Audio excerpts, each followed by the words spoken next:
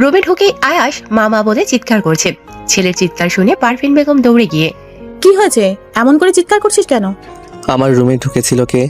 কার এত বড় সাহস আমার জিনিসে হাত দিয়েছে? অর্ষা মনে হয়, ওকে তো রুমে ঢুকতে দেখেছি। বাচ্চা মেয়ে, বুঝতে পারিনি, রাগ করিস না বাবা। আয়াস অবাক চোখে পারভিন বেগমের দিকে তাকিয়ে, কোন অর্ষা? তোর ছোট ফুপির ছোট মেয়ে অর্ষা। কথাটা শুনেই আয়েশের মুখটা ছোট্ট হয়ে গেল। চুপ করে কি যেন ভাবতে লাগলো। আয়েশের ভাবনায় ছেদ ঘুরিয়ে পারভিন বেগম বলে উঠল, বর্ষাও এসেছে, একদম বর্ষা পিছনে লাগবি না, অনেকদিন পর এসেছে মেয়েটা। বর্ষা এসেছে শুনে আয়েশের চোখ দুটো ছলছল করে উঠল। বর্ষা কোথায় মা? ছাদে আফরিন আর আনিকার সাথে আড্ডা দিচ্ছে। আফরিন আর আনিকা আয়েশের আপন বোন। আফরিন আয়েশের 2 বছরের ছোট, আর আনিকা বর্ষার বয়সী। পারভিন বেগমের কথাটা শেষ হতে না হতে আয়াস দৌড়ে ছাদে গেল। ছাদের সিঁড়ি বেয়ে আয়াস উপরে উঠছে আর বর্ষাকে দেখছে। কত বছরের অপেক্ষা বর্ষাকে একটা বার দেখার। আয়াসকে দেখে বর্ষা হাসি দিয়ে উঠে, কেমন আছেন ভাইয়া? সাথে সাথে আয়াস বর্ষার গালে একটা থাপ্পড় মারলো। বর্ষা কোনো কথা বলছে না, শুধু গালে হাত দিয়ে দাঁড়িয়ে আছে। তুই ওকে মারলি কেন ভাইয়া? আয়াস কোনো কথা না বলে চলে গেল। আয়াসকে দেখে মনে হচ্ছে কত বছরের রাগ অভিমান ও আজ এই থাপ্পড়টার মাধ্যমে বর্ষার উপর ঢেলে দিয়েছে। আয়াস পেশায় একজন ব্যাংকার, প্রচন্ড রাগী একঘেয়ে স্বভাবের। রুমে গিয়ে আয়াস, এত বছরে কি আমার কথা তোমার একটু মনে পড়েনি? আমাকে একটাবারও দেখতে ইচ্ছে হয়নি? আমি বারবার তোমাকে একটাবার দেখার আশায় গ্রামে ছুটে গিয়েছি, আর তুমি বারবার আমার কাছ থেকে পালিয়ে বেরিয়েছো। একটা সময় আর গ্রামে যাইনি, তোমাকে তোমার মতো থাকতে দিয়েছি। কেন এমন করলে? কিন্তু এবার আমি যখন তোমাকে একবার আমার কাছে পেয়েছি, আর আমার কাছ থেকে পালাতে দেব না। আর না, অনেক সহ্য করেছি আমি। ভাইয়া কি সেই আগের কথা এখনো মনে রেখেছে? এত বছর পরেও ভোলেনি? আচ্ছা মানলাম ভোলেনি, তাতেও আজ তো আমার কোনো দোষ ছিল না। তাহলে আমাকে হঠাৎ থাপ্পড় মারলো কেন? কি করেছি আমি? এই জন্যই আমি এ বাড়িতে আসতে চাইনি, তাও আসতে হলো। বলে রুমে ঢুকতেই দেখে বিছানায় আয়াস বসে আছে। বিছানায় আয়াসকে দেখেই বর্ষা থতমত খেয়ে রুম থেকে বেরিয়ে যাবে। এমন সময় আয়াস এসে বর্ষাকে শক্ত করে জড়িয়ে ধরল। কি করছেন কি? ছাড়ুন। বর্ষা আয়াসকে ছাড়ানোর অনেক চেষ্টা করলো, কিন্তু পারল না। আমি কি এতটাই খারাপ? কেন করলে এমন? কেন এত বছর আমার থেকে এত দূরে দূরে ছিলে? কেন এত বছর আমাকে এত কষ্ট দিলে? কি অন্যায় ছিল আমার? দেখুন, আমরা এখন আর ছোট নেই, আর সম্পর্কে আপনি আমার মামাতো ভাই। আপনাকে আমি যথেষ্ট সম্মান করি, আর মামাতো ফুফাতো ভাই বোনের মধ্যে মোটেও এইসব কাম্য নয়। বর্ষার কথায় আয়েশের মাথায় যেন আকাশ ভেঙে পড়ল। আয়েশের কলিজাটা যেন ছিঁড়ে যাচ্ছে। আয়েশ বর্ষাকে ছেড়ে দিয়ে ওর দিকে করুণ দৃষ্টিতে তাকিয়ে, আমি শুধুই তোমার মামাতো ভাই? তাছাড়া আর কি? আয়েশ মুহূর্তের মধ্যে নিজেকে সামলে নিয়ে, নিজের বউকে যে আমি নিজের বোন বলে মনে করব, এত বড় বোকাও নই আমি। বলে বিছানায় শুয়ে পড়ল। কিসের বউ? আমি আপনার বউ না, ওই বিয়ে আমি মানি না। ওটা জাস্ট খেলার ছলে হয়ে গিয়েছিল। তাহলে আমাদের বিয়ের কথাটা মনে আছে তোমার? কিন্তু এই বিয়েটা তো তুমি মানো না। তাহলে কেন মনে রেখেছো এই বিয়েটার কথা? আর এত বছর আগের কথা তো তোমার মনে থাকারও কথা না। আর এই ঘটনাটা যখন ঘটেছিল তখন তো তুমি খুব ছোট ছিলে। এমনিও তো তোমার মনে থাকার কথা না, যদি না ঘটনাটা তোমার কাছে গুরুত্বপূর্ণ হয়। আয়েশের কথা শুনে বর্ষা থতমত খেয়ে গেল। কি উত্তর দেবে ও? সত্যিই তো এই ঘটনা ও এত পরিষ্কারভাবে মনে রেখেছে কেন? কোনো উত্তর নেই ওর কাছে। তাই দ্রুত কথা ঘোরানোর জন্য বর্ষা, আপনি এখানে শুয়েছেন কেন? কেউ এসে দেখে ফেললে কি ভাববে? তাছাড়া আমি আর আনিকা একসাথে ঘুমাবো, ও যে কোনো সময় এসে যাবে। উঠুন এখান থেকে, উঠুন। আয়েশ উঠে বেরিয়ে যেতে যেতে, দেখতে শুনতে তো ভালোই হয়েছো। সেই বহু বছর আগেও তোমাকে দেখে তোমার উপর ফিদা হয়ে গিয়েছিলাম, আজ আবার নতুন করে হলাম। বলে রুম থেকে বেরিয়ে গেল। আয়েশ চলে যেতে যেন বর্ষা হাফ ছেড়ে বাঁচল। বর্ষা অনার্স 2য় বর্ষে পড়ে। দেখতে আহামরি অত সুন্দর নয়, কিন্তু চেহারায় অসম্ভব একটা মায়া আছে। কাহিনীটা শুরু হয়েছে আজ থেকে 16 বছর আগে। বর্ষার বড় খালামণি মানে আয়েশের বড় ফুপির মেয়ে নিপার বিয়ের উপলক্ষে আয়াস, আদিব, ওদের মা বাবা বোনেরা গ্রামে আসে। তখন বর্ষার বয়স বেশি হলে 4 বা 5 বছর। আয়াস আর আদিবের বয়স 10 বছর। আয়াস বর্ষার বড় মামার ছেলে, আর আদিব বর্ষার ছোট মামার ছেলে, মানে আয়েশের কাকাতো ভাই। আয়েশ আর আদিব এক বয়সী। ওরা এক বাড়িতেই থাকে। বাড়িতে ঢুকে সবাইকে সালাম জানায়। বর্ষার মা গিয়ে পারভিন বেগমকে জড়িয়ে ধরে। এতদিন পরে আমাদের কথা মনে পড়লো ভাবি, তাও তো আসতে না। এই বিষয়টা যদি না হতো। আরে না, সবাই কথাই মনে পড়ে খুব, শুধু সময় আর সুযোগের অভাব। তা আমাদের টুনটুনি কোথায়? তখনই রুনা বেগমের পেছন থেকে গুটি গুটি পায়ে বেরিয়ে আসে ছোট্ট বর্ষা। চেহারায় অদ্ভুত একটা মায়া। রুনা বেগম বর্ষাকে দেখিয়ে, ওই যে তোমার টুনটুনি। মা, তুমি ওকে টুনটুনি বললে কেন? টুনটুনি তো পাখির নাম। এটা ওকে আদর করে বলেছি, আমি ওকে ভালোবেসে টুনটুনি বলে রেখেছি। এই টুনটুনি পাখি, তুই ওকে একদম টুনটুনি বলে ডাকবি না, ওকে শুধু আমি টুনটুনি বলে ডাকবো। বর্ষা শুধু দাঁড়িয়ে দাঁড়িয়ে চুপচাপ ওদের দেখছিল। ছোটবেলায় বর্ষা একটু চুপচাপ তবে মিশুক স্বভাবের ছিল। এরপর থেকে টুনটুনি। এরপর যে কয়দিন আয়াস ওই বাড়িতে ছিল শুধু টুনটুনি আর টুনটুনি। খেতে গেলে টুনটুনি, ঘুমাতে গেলে টুনটুনি। বর্ষা বয়সে অনেক ছোট, বাচ্চা মেয়ে একটা, কিন্তু অন্য কারোর সাথে খেলবে এটা আয়েশার একদম পছন্দ না। বর্ষাকে অন্য কারোর সাথে খেলতে দেখলেই বর্ষার গালে ঠাস ঠাস চড় পড়তো। আর বর্ষার উপর আয়েশের এই বেশি বেশি অধিকার ফলানো আদিব আবার ঠিক সহ্য করতে পারতো না। কারণ আবির চাইতো বর্ষা শুধু ওর কথা শুনবে। 4 বছরের একটা বাচ্চা মেয়ে, ওদের দুই ভাইয়ের মধ্যে পড়ে প্রাণ যায় যায় আর কি। কিন্তু তখনও বর্ষার ততটা বোঝ ক্ষমতা হয়নি যে ওরা কি করছে, কেন করছে। নিপার বিয়ে শেষে আয়েশ আর আবিররা যখন ফিরে আসবে তখন বর্ষা মন খারাপ করে বসে আছে, কারণ সবাই চলে যাচ্ছে। হঠাৎ আয়েশ বর্ষার কাছে গিয়ে, আমায় বিয়ে করবি টুনটুনি? কিভাবে? দেখলি না নিপা আপুর বিয়ের সময় নিপা আপুর স্বামী 3 বার কবুল বলল, আর নিপা আপুও 3 বার কবুল বলল, আর সবাই বলল বিয়ে হয়ে গেছে। কবুল কবুল কবুল, এই 3 বার আমি কবুল বলে দিয়েছি, এখন তুই বল। কবুল কবুল কবুল। কে জানতো এই 3 বার কবুল বলাই ওর জীবনে চরম ভুল হয়ে দাঁড়াবে। এরপর থেকে আয়েশের সব সময় এক কথা, বর্ষা আর বউ। ও বর্ষাকে বিয়ে করেছে। সেই ছোটবেলা থেকে আয়েশ আর আবির দুই ভাই বর্ষার জীবনটা তেজপাতা করে দিয়েছে। তারপর সেই ঘটনা ঘটলো বর্ষা যখন ক্লাস 7-এ পড়ে। তখন আয়েশ আর আবির বড় ইন্টার পরীক্ষা দিয়েছে, কিন্তু তারপরও যে ওরা এমন একটা কাণ্ড ঘটাবে বর্ষা বুঝতে পারেনি। বর্ষা যখন ক্লাস 7-এ পড়ে সবে শৈশব থেকে কৈশোরে পা দিয়েছে। এই প্রেম ভালোবাসা কেবল একটু একটু বুঝতে শিখেছে। তখন আয়েশ আর আবিদের বাড়িতে আসে বেড়াতে। হঠাৎ একদিন বিকেলে আবিদ বর্ষাকে এসে বলে, এই বর্ষা ঘুরতে যাবি? কিন্তু আয়াস ভাইয়া যদি কিছু বলে? ওকে আমি দেখে নিব। চলো। তারপর বর্ষাকে নিয়ে আবিদ ঘুরতে বের হলো। এদিকে আয়াস কিছুক্ষণ বর্ষাকে না দেখে বর্ষা বর্ষা করে বাড়ি মাথায় তুলেছে।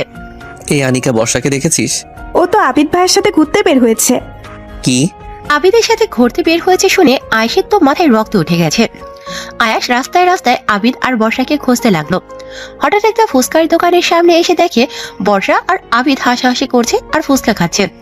সাথে সাথে বর্ষার গালে একটা চড়। বর্ষার হাত থেকে ফুচকার প্লেট পড়ে গেল। আয়াস বর্ষার দিকে তাকিয়ে, তোকে আমি পরে দেখে নিব। তারপর আবিদের কলার ধরে, তোকে এত বড় সাহস দিয়েছে কে যে তুই আমার পারমিশন ছাড়া আমার বউকে নিয়ে ঘুরতে বের হয়েছিস? কিসের বউ? খেলার চলে 3 বার কবুল বললেই বিয়ে হয়ে যায় নাকি? আজ তুই এখন বড় হয়েছিস, বুঝতে শেখ। ওটা কোনো বিয়ে ছিল না, ওটা জাস্ট খেলার চলে হয়ে গেছে। আবিদের কথা শুনে আয়েশ রেগে মেগে আবিদকে মারলো এক ঘুষি। আবিদও ছেড়ে দেওয়ার পাত্র নয়, সেও আয়েশকে মারলো এক ঘুষি। এভাবে প্রায় 30 মিনিট মারামারি চললো। রাস্তার পাশের মানুষ এসে ওদের অনেক ছাড়ানোর চেষ্টা করলো, কিন্তু কেউ পারলো না। অবশেষে রাস্তার পাশের লোকজন পুলিশে খবর দিল। পুলিশ এসে ওদের দুজনকে ধরে নিয়ে গেল আর ওদের বাড়ির লোককে খবর দিল। আয়েশের ঠোঁট ফেটে রক্ত পড়ছে, আবিদের গাল ফেটে রক্ত পড়ছে। আরমান সাহেব আয়েশের বাবা পুলিশ স্টেশন থেকে আয়েশ আর আবিদকে ছাড়িয়ে এনেছে। ছি ছি, লজ্জায় আমার মাথা কাটা যাচ্ছে। তোমাদের জন্য আজ আমাকে পুলিশ স্টেশন পর্যন্ত যেতে হয়েছে। তোমরা কি এখনো ছোট? কিন্তু তোমরা কি কারণে এমন করলে? আয়েশ আর আবিদ দুজনেই উঠে চলে যায়, কোনো কথা না বলে যে যার রুমে চলে গেল। সেদিন যে বর্ষার কারণে এইসব হয়েছে তা কেউই জানে না, কিন্তু ওই দিনের ঘটনায় বর্ষা খুব ভয় পেয়ে গিয়েছিল।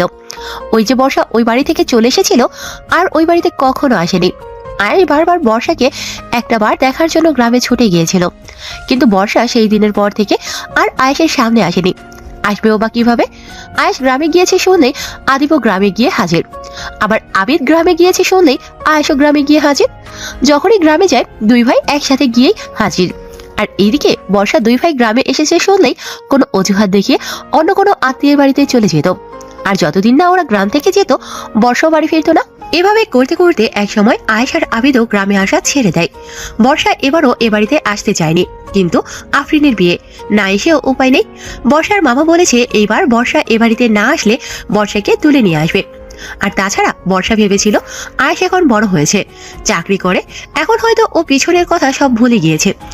আয়েশের হয়তো এখন কোনো গার্লফ্রেন্ডও আছে, কিন্তু বর্ষা সব চিন্তা ভাবনাকে মিথ্যে প্রমাণ করে আয়েশ সবকিছু মনে রেখেছে। এইসব পুরনো কথা ভাবতে ভাবতে বর্ষা কখন যে ঘুমিয়ে পড়েছে টেরই পায়নি। হঠাৎ মাঝরাতে ঘুমের মধ্যে টের পেল কেউ ওকে আস্তে পিছলে জড়িয়ে ধরেছে, আর তার গরম নিঃশ্বাস ওর ঘাড়ের উপর পড়ছে। বর্ষা প্রথমে ভেবেছিল আনিকা। বর্ষা ঘুমের মধ্যেই আনিকাকে সরিয়ে দিচ্ছিল, কিন্তু গায়ে হাত দিতেই দেখে এটা তো আনিকা না, শক্তপুক্ত কোনো পুরুষের দেহ। বর্ষার চোখ মেলে তাকিয়ে দেখে আয়েশ ওকে শক্ত করে জড়িয়ে ধরে ঘুমিয়ে আছে। বর্ষা এক লাফে বিছানা থেকে ওঠে। আপনি এখানে এই রুমে কি করছেন? আমার রুমে আমি থাকবো না তো কে থাকবে? আপনার রুম মানে? এই বলে চারদিকে তাকিয়ে, সত্যি তো এটা আনিকার রুম না? আমি এর রুমে এলাম কি করে? আমি নিয়ে এসেছি। ও ঘুমাচ্ছে বলে বর্ষার হাত ধরে টেনে নিজের পাশে শুইয়ে শক্ত করে জড়িয়ে ধরলো। আরে আরে কি করছেন? ছাড়ুন ভাইয়া, এটা কি ধরনের ব্যবহার? আমরা কিন্তু এখন আর ছোট নেই। ছোট নই বলেই তো তোমাকে কাছে পেতে ইচ্ছে করে, ছোট হলে তো আর করতো না। এখন ঘুমাতে দাও। কতদিন পর বউকে কাছে পেয়েছি বলো তো, একটু বউকে জড়িয়ে ধরে শান্তিতে ঘুমাবো, তা না মাঝরাতে উঠে আজাইরা প্যাচাল শুরু করেছো। বলেই বর্ষার ঘাড়ে মুখ গুজে ঘুমিয়ে পড়লো। বর্ষার ঘাড়ে আয়েশের নিঃশ্বাস পড়ছে আর বর্ষা কেঁপে কেঁপে উঠছে। কেমন যেন একটা অনুভূতি কাজ করছে বর্ষার মধ্যে, কি করবে বুঝতে পারছে না। ছাড়ুন ছাড়ুন বলে আয়েশের বাঁধন থেকে বের হতে অনেক চেষ্টা করলো, কিন্তু পারল না। শেষমেশ ক্লান্ত হয়ে নিজেও ঘুমিয়ে পড়লো। সকালে ঘুম থেকে উঠে বর্ষা আবিষ্কার করলো ও আনিকার রুমেই আছে। পাশে আনিকা বেঘরে ঘুমোচ্ছে। তবে কি কাল রাতে আমি স্বপ্ন দেখেছিলাম? হবে হয়তো। ইস, চিচি, কি একটা স্বপ্ন দেখলাম। বলে ওয়াশরুমে চলে ফ্রেশ হতে। ফ্রেশ হয়ে খাবার টেবিলে গেল খেতে। খাবার টেবিলের সামনে সোফায় বসে আছে আয়াস। এর মধ্যেই আবিদের আগমন। আবিদকে দেখে বর্ষার ভয়ে গলা শুকিয়ে গেছে। একে তো সামনে যমরাজ, আয়াস, বর্ষা, তার মধ্যে আবার আবিদ। বর্ষা ভয়ে ঢক ঢক করে এক গ্লাস পানি খেয়ে নিল। তুমি বর্ষা না? কত বড় হয়ে গেছো। আমি তো ভেবেছিলাম তোমার সাথে আর দেখাই হবে না, অবশেষে দেখা হলো। এদিকে আয়াস বর্ষাকে আর আবিদকে দেখছে আর রাগে ফুঁসছে। বর্ষাকে আবিদের সাথে দেখলে আয়াসের একটু বেশি রাগ ওঠে, সেই ছোটবেলা থেকেই। হঠাৎ আয়াস উঠে এসে আবিদের কাঁধে হাত রেখে, তোর সাথে আমার কিছু কথা আছে। পরে বলি, আগে বর্ষার সাথে একটু কথা বলি। ও কত দিন পর এলো। আমার কথাগুলো খুব গুরুত্বপূর্ণ, আফরিনের বিয়ের ব্যাপারে। এই বলে এক প্রকার জোর করেই আবিদকে নিয়ে গেল আয়াস। এই সুযোগে বর্ষা খাবার নিজে সোজা রুমে এসে দরজা আটকিয়ে জোরে একটা নিঃশ্বাস নিল। বাবা, বেঁচে গেলাম। বর্ষা হেঁটে হেঁটে রুমের দিকে যাচ্ছে। এর মধ্যে আয়েশ এক হাত ধরে টেনে বর্ষাকে নিজের রুমে নিয়ে গেল। আরে আরে কি করছেন? আয়েশ কিছু না বলে বর্ষার কানে কি একটা পরিয়ে দিল। এ কি আমার কানে কি পড়াচ্ছেন? বলে কানে হাত দিয়ে দেখে ওর কানের দুল। এ কি, এটা আপনার কাছে কি করে? এক রাত আমার কাছে ঘুমিয়ে কানের দুল আমার বিছানায় ফেলে গেছো, তারপর রোজ ঘুমালে কি কি ফেলে যাবে? সরি, এক রাতের অর্ধেক। কাল রাতে ওটা স্বপ্ন ছিল না? কেন টুনটুনি, তুমি আমাকে স্বপ্নেও দেখো বুঝি?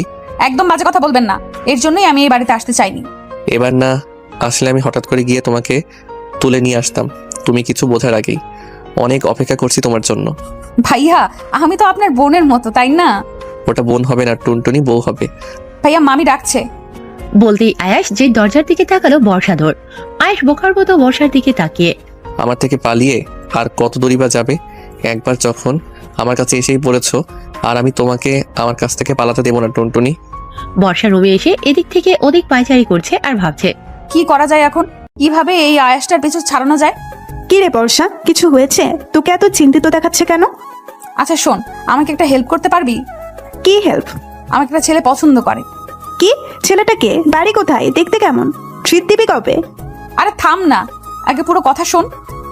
আচ্ছা বল। কিন্তু আমি ছেলেটাকে পছন্দ করি না, আর ছেলেটা কিছুতেই আমার পিছু ছাড়ছে না। এখন কিভাবে আমি ছেলেটার পিছু ছাড়াতে পারি? ও এই ব্যাপার, এর জন্য তুই এত চিন্তা করছিস? শোন তাহলে। কি বললে? ছেলেটাকে বলবি তোর বয়ফ্রেন্ড আছে। কিন্তু আমার তো বয়ফ্রেন্ড নেই। আরে মিথ্যা বলবি। ছেলেটা যদি শোনে তোর বয়ফ্রেন্ড আছে, তুই তাকে অনেক ভালোবাসিস, তাকে ছাড়া বাঁচবি না, তাহলে নিজে থেকেই তোর পিছু ছেড়ে দেবে। তা ঠিক বলেছিস। 5 মিনিট পর আয়াস সোফার উপরে বসে ল্যাপটপে কি যেন করছে। বর্ষা আয়াসের পাশে গিয়ে কাশি দিল। কাশি শুনে আয়াস বর্ষার দিকে তাকালো। আপনার সাথে আমার কিছু কথা আছে। আয়াস অবাক হয়ে বর্ষার দিকে তাকিয়ে, বলো। এখানে বলা যাবে না, রুমে আসুন। বলে রুমে চলে গেল। আয়াসও বর্ষার পিছু গেল। আয়াস রুমে ঢুকতেই বর্ষার দরজা আটকে দিল। ও বউটা দেখে আমাকে না দেখে আর থাকতে পারছে না, আবার দরজাও আটকে দিয়েছে। বউটার দেখে আমার কাছে আসার জন্য আর তর্স হয়েছে না। রাখুন তো আপনার বাজে কথা। তা যার জন্য ডেকেছিলাম, জানি না কথাটা শুনে উনি কিভাবে রিয়াক্ট করবে। যার রাগ ওনার, না না, ভয় পেলে চলবে না। ওনার পিছু ছাড়াতে হলে আমাকে বলতেই হবে। কি হলো? কোথায় হারিয়ে গেলে টুনটুনি পাখি আমার? আসলে আসলে আসলে আমার না বয়ফ্রেন্ড আছে, তাকে ছাড়া আমি বাঁচবো না, আর সেও আমাকে ছাড়া বাঁচবে না। আপনি শুধু শুধু আমাদের মাঝে আসবেন না, আপনি আমাকে ভুলে যান। কথাগুলো এক নিঃশ্বাসে বলে বর্ষা দম ছাড়ল। কথাগুলো শুনে মুহূর্তের মধ্যে আয়েশের চোখ রক্তবর্ণ ধারণ করলো। আয়াস সজোরে পাশের দেয়ালে এক ঘুষি মারলো আর বর্ষাকে দেয়ালের সাথে চেপে ধরলো। এবার আয়েশকে দেখে বর্ষা খুব ভয় পেয়ে গেল। বর্ষা ভয়ে ভয়ে একটা ঢোক গিলে। রাগ করবেন না ভাইয়া, আসলে ভালোবাসা এমনিই হয়ে যায়। আর আমি আপনাকে এই কথা বলতে চাইনি, কিন্তু এখন দেখছি না বলেও উপায় নেই, তাই। এই চুপ, একদম চুপ। আমাকে কি ভেবেছিস তুই তোর বয়ফ্রেন্ডের কথা বলবি আর আমি তোকে ছেড়ে দিব? ছেড়ে দিলে তো আগেই দিতাম। এখনো তোর জন্য অপেক্ষা করতাম নাকি? তোর জন্য আমি আমার ভাইয়ের গায়ে হাত তুলতেও দুইবার ভাবিনি। তাহলে একবার ভাব আমি তোর বয়ফ্রেন্ডের কি করব। তোর বয়ফ্রেন্ডকে কেটে টুকরো টুকরো করে নদীতে ভাসিয়ে দিব। চিনিস আমাকে? তুই আমাকে ভালোবাসিস আর না বাসিস, তুই আমার এত বছর নিজের শৈশব কৈশোর সব নষ্ট করেছি তোর জন্য। কলেজে কোনো মেয়ে আমার গা ঘেঁষে এসে কথা বলতে চাইলেও সাথে সাথে বলে দিয়েছে আমি বিবাহিত। আমার অফিসের সব স্টাফরা পর্যন্ত জানে আমি বিবাহিত। আর তুই কিনা এখন বলছিস তোর বয়ফ্রেন্ড আছে? আমি অতটাও ভালো ছেলে না যে তুই বলবি তোর বয়ফ্রেন্ড আছে।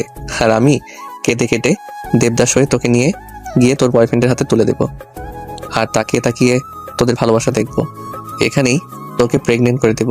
তারপর বাচ্চার হাত ধরে গিয়ে তোর বয়ফ্রেন্ডের সামনে বলিস আমার বাচ্চার বাবা আয়াস। বলে বর্ষাকে ছেড়ে দিয়ে হন হন করে রুমে থেকে বেরিয়ে গেল। বর্ষা কোনো কথা বোঝে না, শুধু মুগ্ধ হয়ে আয়েশের কথাগুলো শুনছে। মানুষটা আমায় এতটা ভালোবাসে, সে ছোটবেলা থেকে আমার জন্য এত কিছু করেছে, আর আমি কখনো তাকে বুঝতে চাইনি। তাকে ভুল বুঝে সব সময় দূরে সরিয়ে রেখেছি। আমি জানি তুমি আমার থেকে বাঁচার জন্য মিথ্যে বলেছ। তুই মিথ্যে বলায় খুব কাঁচা টুনটুনি। তোমার চোখ দেখেই বুঝে গিয়েছিলাম তুই মিথ্যা বলছো। কিন্তু আমার খারাপটা লেগেছে এই জায়গায় যে তুমি আমার থেকে বাঁচতে চাইছো, দূরে যেতে চাইছো আমার থেকে। আমি কি এতটাই খারাপ? আমাকে একটু ভালোবাসা যায় না? বিকেলে সবাই মিলে আফরিনের বিয়ে শপিং এ যাচ্ছে। গাড়ির ড্রাইভিং সিটে বসেছে আয়াস, পাশের সিটে আবিদ, আর পিছনে আফরিন, আনিকা, বর্ষা, আবিদা, আবিদের বোন। বর্ষা বারবার আয়েশের দিকে তাকাচ্ছে আর ভাবছে উনি কি এখনো আমার উপর রেগে আছে? আর আয়াস একটা বারের জন্য বর্ষার দিকে তাকাচ্ছে না, শুধু সামনের দিকে তাকিয়ে গাড়ি চালাচ্ছে। হঠাৎ বর্ষা, ভাইয়া। তোমার কি কোনো বয়ফ্রেন্ড আছে? আবিদের প্রশ্নটা শুনে বর্ষা চুপসে গেল। কি উত্তর দেবেও? পাশেই ও আয়াস বসে আছে। আজ সকালে আয়াসকে বলেছে ওর বয়ফ্রেন্ড আছে আর ও ওর বয়ফ্রেন্ডকে খুব ভালোবাসে। মাঝখান থেকে আরে না ভাইয়া, ওর কোনো বয়ফ্রেন্ড নেই। একটা মজার ঘটনা শোনো। কি? বর্ষাকে নাকি কোনো ছেলে পছন্দ করে। কথাটা বলার সাথে সাথে আয়েশ আর আবিদ দুজনেই বর্ষার দিকে তাকালো। বর্ষা বারবার আনিকাকে ইশারা করছে, কিন্তু আনিকা কিছু শুনছেই না। আরে বর্ষা, লজ্জা পাচ্ছিস কেন? এখানে তো তোর কোনো দোষ নেই। এই মেয়েটা আজ আমাকেও মারবে আর নিজেও মরবে। তা যা বলছিলাম, একটা ছেলে বর্ষাকে পছন্দ করে। সে কিছুতেই বর্ষার পিছু ছাড়ছিল না। তারপর বর্ষা আমার কাছে আসলো কিভাবে ছেলেটার পিছু ছাড়ানো চাই। আমি বর্ষাকে বুদ্ধি দিলাম, তুই ছেলেটাকে বলিস তোর বয়ফ্রেন্ড আছে, তাহলেই ও তোর পিছু ছেড়ে দিবে। আমি ভালো বুদ্ধি দিয়েছি না আয়েশ ভাইয়া? কথাগুলো শোনা মাত্রই আয়াস অগ্নিদৃষ্টিতে একবার আনিকার দিকে তাকালো, একবার বর্ষার দিকে। মনে হচ্ছে এখনই ওদের দুজনকে পুড়িয়ে ছাই করে দেবে। আরে বলছি, আয়াশ ভাইয়া আমাদের দিকে এভাবে তাকাচ্ছে কেন? কারণ আমাদের দুজনের কপালেই আজ দুঃখ আছে। কেন? আমরা কি করেছি? তা পরেই বুঝবি। ছেলেটা তোমার পিছন ছেড়েছে? না হয় আমাকে একবার ছেলেটার নাম বলো, মেরে ওর হাড়গোড় ভেঙে ফেলবো। আয়াস একবার আবিদের দিকে অগ্নিদৃষ্টিতে তাকিয়ে আবার সামনে তাকালো। এই না হলে ঘরের শত্রু বিভীষণ আমার নিজের বোন আমার বউকে বুদ্ধি দেয় কিভাবে আমার পিছন ছাড়াবে, আর আমার ভাই মেরে আমার হাড়গোড় ভেঙে দেওয়ার কথা বলছে। শপিং মলে আবিদ একটা শাড়ি নিয়ে এসে, বর্ষা, এই শাড়িটায় তোমাকে খুব মানাবে। আয়াস এসে আবিদের হাত থেকে শাড়িটা নিয়ে, আবিদ, তোর চয়েস এত খারাপ তুই শেষ পর্যন্ত এমন একটা শাড়ি চয়েস করলি? মাঝখান থেকে আনিকা এসে শাড়িটা ছবি নিয়ে, বাহ, শাড়িটা তো বেশ সুন্দর, এটা আমি নিলাম বলে চলে গেল। বর্ষা পিছনে ঘুরতেই একটা শাড়ির দিকে চোখ আটকে গেল। খুব পছন্দ হয়েছে শাড়িটা বর্ষার। এখন যদি বলি এই শাড়িটা আমার পছন্দ হয়েছে, এই দুই ছেলে আবার কি কাণ্ড বাথায় কে জানে। তাছাড়া আমার বাসা থেকে টাকাও আনিনি। কিছু পছন্দ না হয় অপূর্ণই থাক বলে অন্যদিকে চলে গেল। বিষয়টা সবার চোখ এড়িয়ে গেলেও আয়েশের চোখ এড়ায়নি। মাঝরাতে আজও বর্ষা অনুভব করলো ওর ঘাড়ের উপর কারো নিঃশ্বাস পড়ছে। বর্ষা লাফ দিয়ে উঠে আয়েশকে দেখে এক ধাক্কা দিল। আয়েশ হকচকিয়ে ওঠে। কি কি কি হয়েছে? আপনি আবার আজ আমাকে এই রুমে এনেছেন কেন? আয়েশ বর্ষার হাত ধরে টেনে নিয়ে নিজের বুকের সাথে মিশিয়ে, আমার বউকে আমার ঘরে আনবো না তো কোথায় আনবো? কিসের বউ? তোমার সাথে এত রাতে আমার এই বিষয়ে তর্ক করার কোনো ইচ্ছা নেই। আমাকে ঘুমাতে দাও টুনটুনি। আপনি না আমার উপর রেগেছিলেন? রাগ অভিমান সব দিনে, রাতে বউয়ের সাথে কোনো রাগ অভিমান নেই। বলেই বর্ষাকে জড়িয়ে ধরে শুয়ে পড়লো। ছাড়ুন ছাড়ুন। বলে সরে যেতে চাইলো। আয়েশ বর্ষার কোমর ধরে এক চাপ দিল। কোমরে আয়েশের স্পর্শ পেতেই বর্ষা ফ্রিজ। পরের দিন সকালে উঠে বর্ষা আবারও দেখলো ও আরিকার রুমে আছে। পরের দিন সকালে সবাই টেবিলে বসে খাবার খাচ্ছে। বর্ষার এক পাশে বসেছে আবিদ আর অন্য পাশে আয়াস। দুজনের মধ্যে বসে বর্ষার প্রাণ যায় যায়। এই পাশ থেকে আবিদ বর্ষা বর্ষা করছে আর খাচ্ছে, আর ওই পাশ থেকে আয়াস বর্ষার দিকে অগ্নিদৃষ্টিতে তাকিয়ে আছে। খুব অস্বস্তি লাগছিল বর্ষার, তাই খাবার রেখেই উঠে পড়ল বর্ষা। এ কি বর্ষা, খাওয়া রেখে উঠলে কেন? আমার খাওয়া হয়ে গিয়েছে। কি বলো, এইটুকু খেলে কিভাবে হবে? বসো, সবটা শেষ করো। এইদিকে আবিদের কথা শুনছে আর আয়াস রাগে ফুঁসছে। বর্ষা আয়াসের রুমের পাশ থেকে হেঁটে যাচ্ছে। এর মধ্যে আয়াস বর্ষাকে টেনে নিয়ে দেয়ালের সাথে চেপে ধরলো। আবিদের সাথে এত মাখামাখি কিসের? কই এখন অবধি আবিদ ভাইয়া সেদে সেদে কথা বললে আমি কি করব? অত কিছু বুঝি না, তোমার সাথে আমার অন্য কারো সহ্য হয় না, ব্যাস এইটুকুই জানি। বাচ্চাদের মতো করছেন কেন? তুমি জানো না কেন বাচ্চাদের মতো করছি? না আমি জানি না ভাইয়া। এই তুমি কি বললে? একদম ভাইয়া বলবে না, আর 100 বার বলবো ভাইয়া ভাইয়া ভাইয়া ভাইয়া ভাইয়া। একবার ভাইয়া বললে কিন্তু খুব খারাপ হবে টুনটুনি। কি করবেন আপনি? বলতেই আয়াস নিজের ঠোঁট দুটো বর্ষার ঠোঁটের সাথে মিলিয়ে দিল। আয়াসের এমন কাণ্ডে বর্ষা অবাকের চূড়ান্ত সীমায় পৌঁছে গেছে। চোখ দুটো বড় হয়ে মনে হচ্ছে এখনই বেরিয়ে আসবে। একটু পর আয়াস বর্ষাকে ছেড়ে দিয়ে বর্ষার কোমর ধরে একদম নিজের কাছে নিয়ে এসে আর বলবে ভাইয়া। এটা কি করলেন ভাইয়া? বলতেই আয়াস আবার নিজের ঠোঁট দুটো বর্ষার ঠোঁটের সাথে মিলিয়ে দিল। বর্ষা আয়াসকে নিজের থেকে ছাড়ানোর অনেক চেষ্টা করছে, কিন্তু আয়াসের ওইদিকে কোনো ভ্রুক্ষেপ নেই। আয়াস বর্ষার ঠোঁটে স্বাদ নিতে ব্যস্ত। এখন বর্ষারও আর কিছু বলার নেই। কোনো এক অজানা অনুভূতি বর্ষাকে ঘিরে ধরেছে। বর্ষা ফ্রিজ হয়ে দাঁড়িয়ে আর বর্ষাকে কিছু না বলতে দেখে আয়াস আরো সাহস পেয়ে গেল। এবার রীতিমতো আয়াস বর্ষার ঠোঁট চষতে শুরু করলো, যেন বর্ষার ঠোঁট থেকে মধু খাচ্ছে। প্রায় 7-8 মিনিট পর বর্ষাকে ছেড়ে দিয়ে আয়াস নিজের বৃদ্ধা আঙ্গুলি দিয়ে বর্ষার ঠোঁটে স্লাইড করতে করতে ফের যদি ভাইয়া বলো এর থেকেও খারাপ হবে। ও সরি, খারাপ বলছি কেন? এর থেকেও রোমান্টিক কিছু হবে। বর্ষা এখনো স্ট্যাচুর মতো দাঁড়িয়ে আছে। আয়েশের কোনো কথা যেন ওর কানে যাচ্ছে না। বর্ষাকে কোনো কথা বলতে না দেখে বর্ষার চোখের সামনে আয়েশ দড়ি বাজিয়ে, এই বর্ষা কোথায় হারিয়ে গেলে? নাকি এখনো আমার ঠোঁটের মধ্যে ডুবে আছো? আয়েশের কথায় বর্ষার ধ্যান ভাঙলো। আপনি এটা কি করলেন? এরকম একটা কাজ করতে পারলেন আমার সাথে? এইটুকুতে এই কথা বলছো? তাহলে যখন থেকে কৈশোরে থেকে যৌবনে পা দিয়েছি তখন থেকে প্রতি রাতে স্বপ্নে তোমার সাথে যা করেছি তার বিন্দু পরিমাণ যদি এখন তোমার সাথে করি তাহলে কি বলবে আমার টুনটুনি পাখি? বর্ষা আয়েশকে নিজের থেকে ধাক্কা দিয়ে সরিয়ে অসভ্য লোক একটা বলে চলে গেল। আয়াস বর্ষার চলে যাওয়ার দিকে তাকিয়ে দুষ্ট একটা হাসি দিল। মাত্র গোসল করে ভেজা চুলে বেরিয়ে ড্রেসিং টেবিলের সামনে চুল মুছে বর্ষা। ভেজা চুলে আমার টুনটুনি পাখিটাকে তো সেই লাগে। কথাটা শুনতেই পেছন ফিরে দেখে আয়াস বিছানার উপর বসে আছে। আপনি এখানে? তুমি যেখানে আমি সেখানে। এই আপনি কি কখনো আমার পিছু ছাড়বেন না? মরে গেলেও ভূত হয়ে আবার তোমার কাছে ফিরে আসবো। আপনার সাথে কথা বলে কোনো লাভ নেই। বের হন এই রুম থেকে, এখনই বের হন। না আমি যাব না। থাকুন তাহলে আপনি, আমিই চলে যাচ্ছি। বলে রুম থেকে বের হতে নিলে আয়াস বর্ষার কোমর ধরে টেনে নিজের কাছে নিয়ে আসে। এগুলো কি ধরনের অসভ্যতামি? উফ বউ, তুমি রাগলে তোমাকে যা হট লাগে না। এগুলো কি ধরনের মুখের ভাষা? বলতেই আয়াস আলতোভাবে বর্ষার গলায় হাত দিল। গলায় হাত দিয়ে আয়াস বর্ষার ঠোঁটের দিকে আগাচ্ছে। এর মধ্যে বর্ষা, আনিকার গলা শুনতেই আয়াস বর্ষাকে ছেড়ে দিল। ভাইয়া তুই এখানে তোর সাথেই দেখা করতে আসছিলাম। কেন? গাড়িতে যেন কি বলছিলি? বর্ষাকে একটা ছেলে পছন্দ করে, তাকে ওর থেকে দূরে সরানোর জন্য ওকে বুদ্ধি দিয়েছিস। ওর বয়ফ্রেন্ডের কাছে এটা তাকে বলার। এসব উদ্ভট বুদ্ধি তোর মাথায় আসে কোথা থেকে? ফের যদি শুনি তুই এসব উল্টাপাল্টা বুদ্ধি বর্ষাকে দিয়েছিস, মেরে তোকে তক্তা বানিয়ে দেবো। ঘরে শত্রু বিভীষণ কোথাকার। বলে চলে গেল। আনিকা বর্ষার দিকে অবাক হয়ে তাকিয়ে, হ্যাঁ রে বর্ষা, ভাইয়া কি বলে গেল? আমি তো কিছুই বুঝলাম না। আমি কিভাবে জানবো? বলে রুম থেকে বেরিয়ে গেল। আজ রাতে বর্ষা বসে আছে। আজও দেখবে কিভাবে ও ঘুমালে আয়াস এসে ওকে তার রুমে নিয়ে যায়। রাত 1টা, কে যেন দরজা খুলে বর্ষার রুমের ভিতর আসছে। আপনি আবার এসেছেন? তুমি ঘুমাওনি?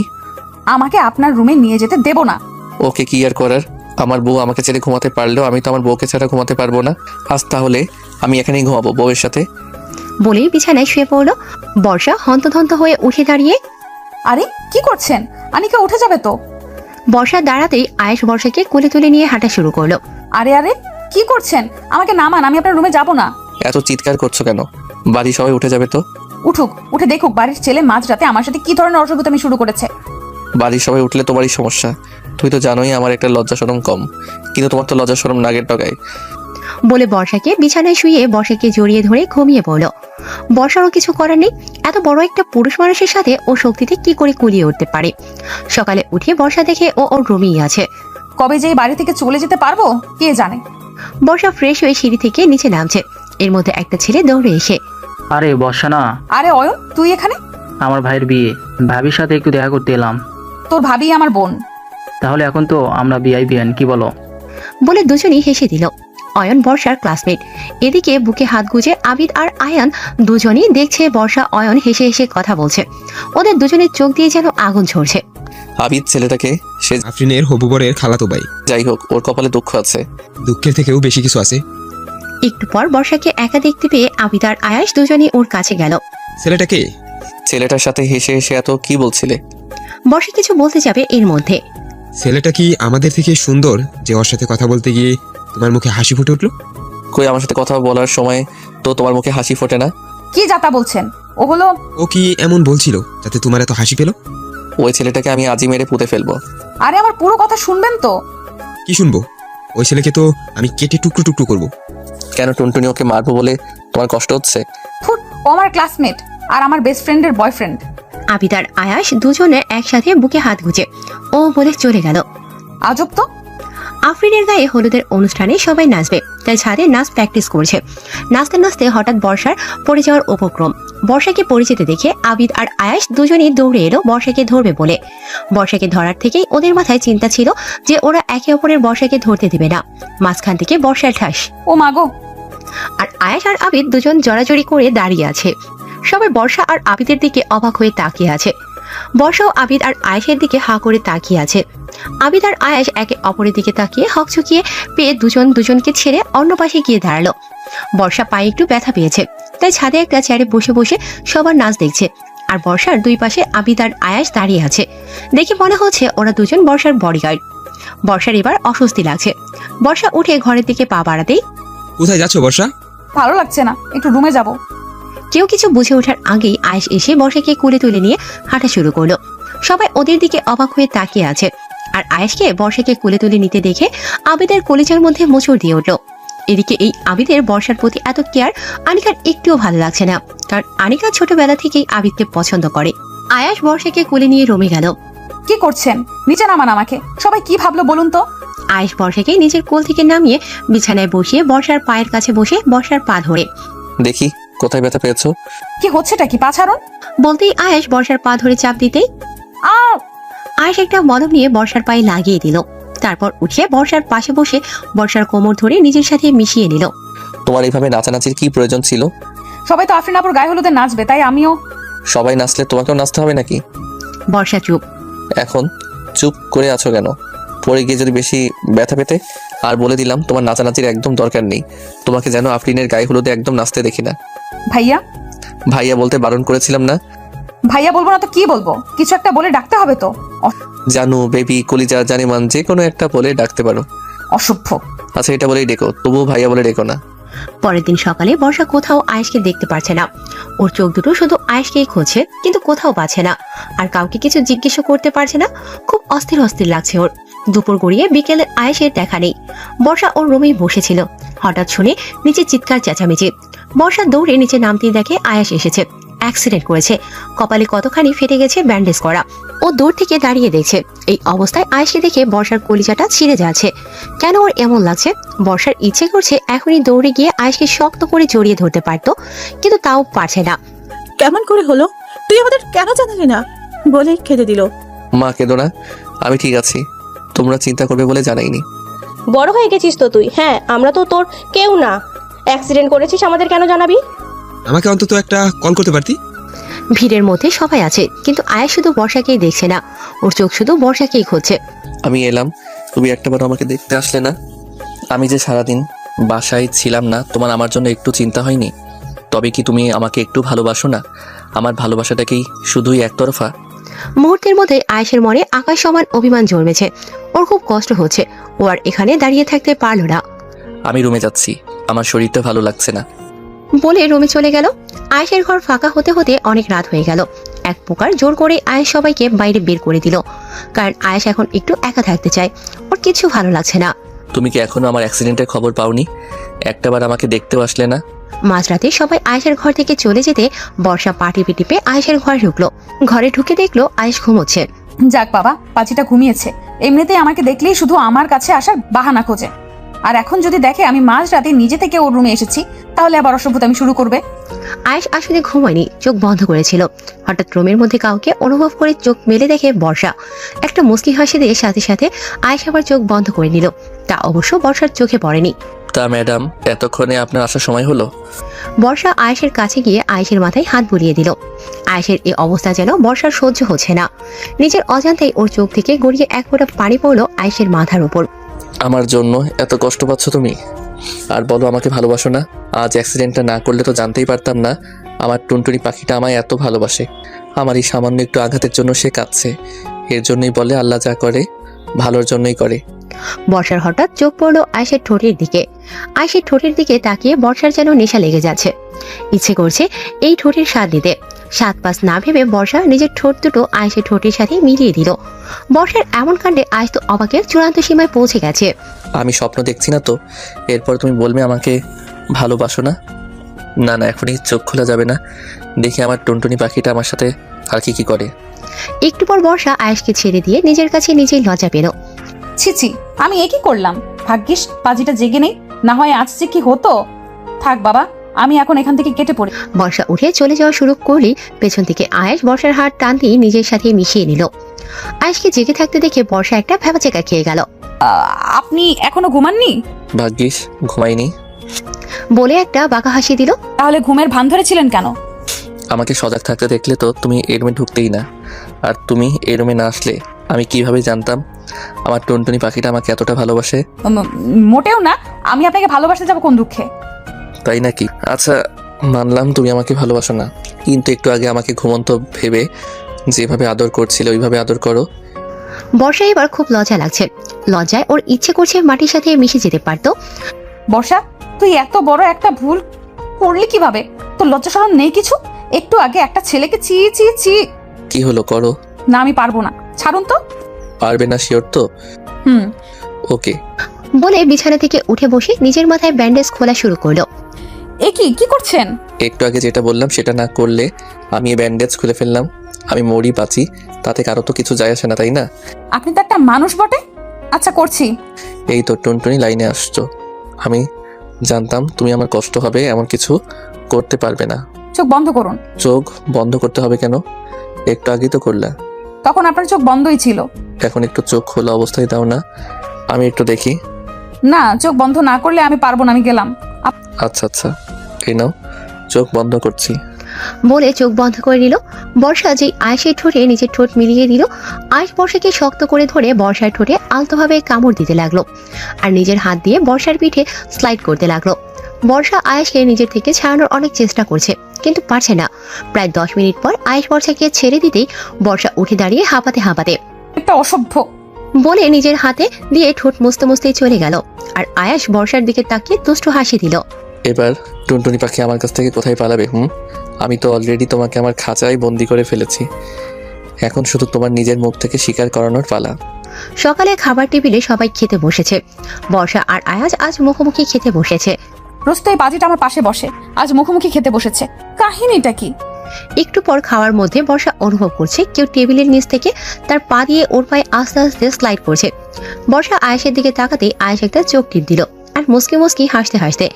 এই কাজ যে কে করেছে বর্ষার আর বুঝতে বাকি রইল না।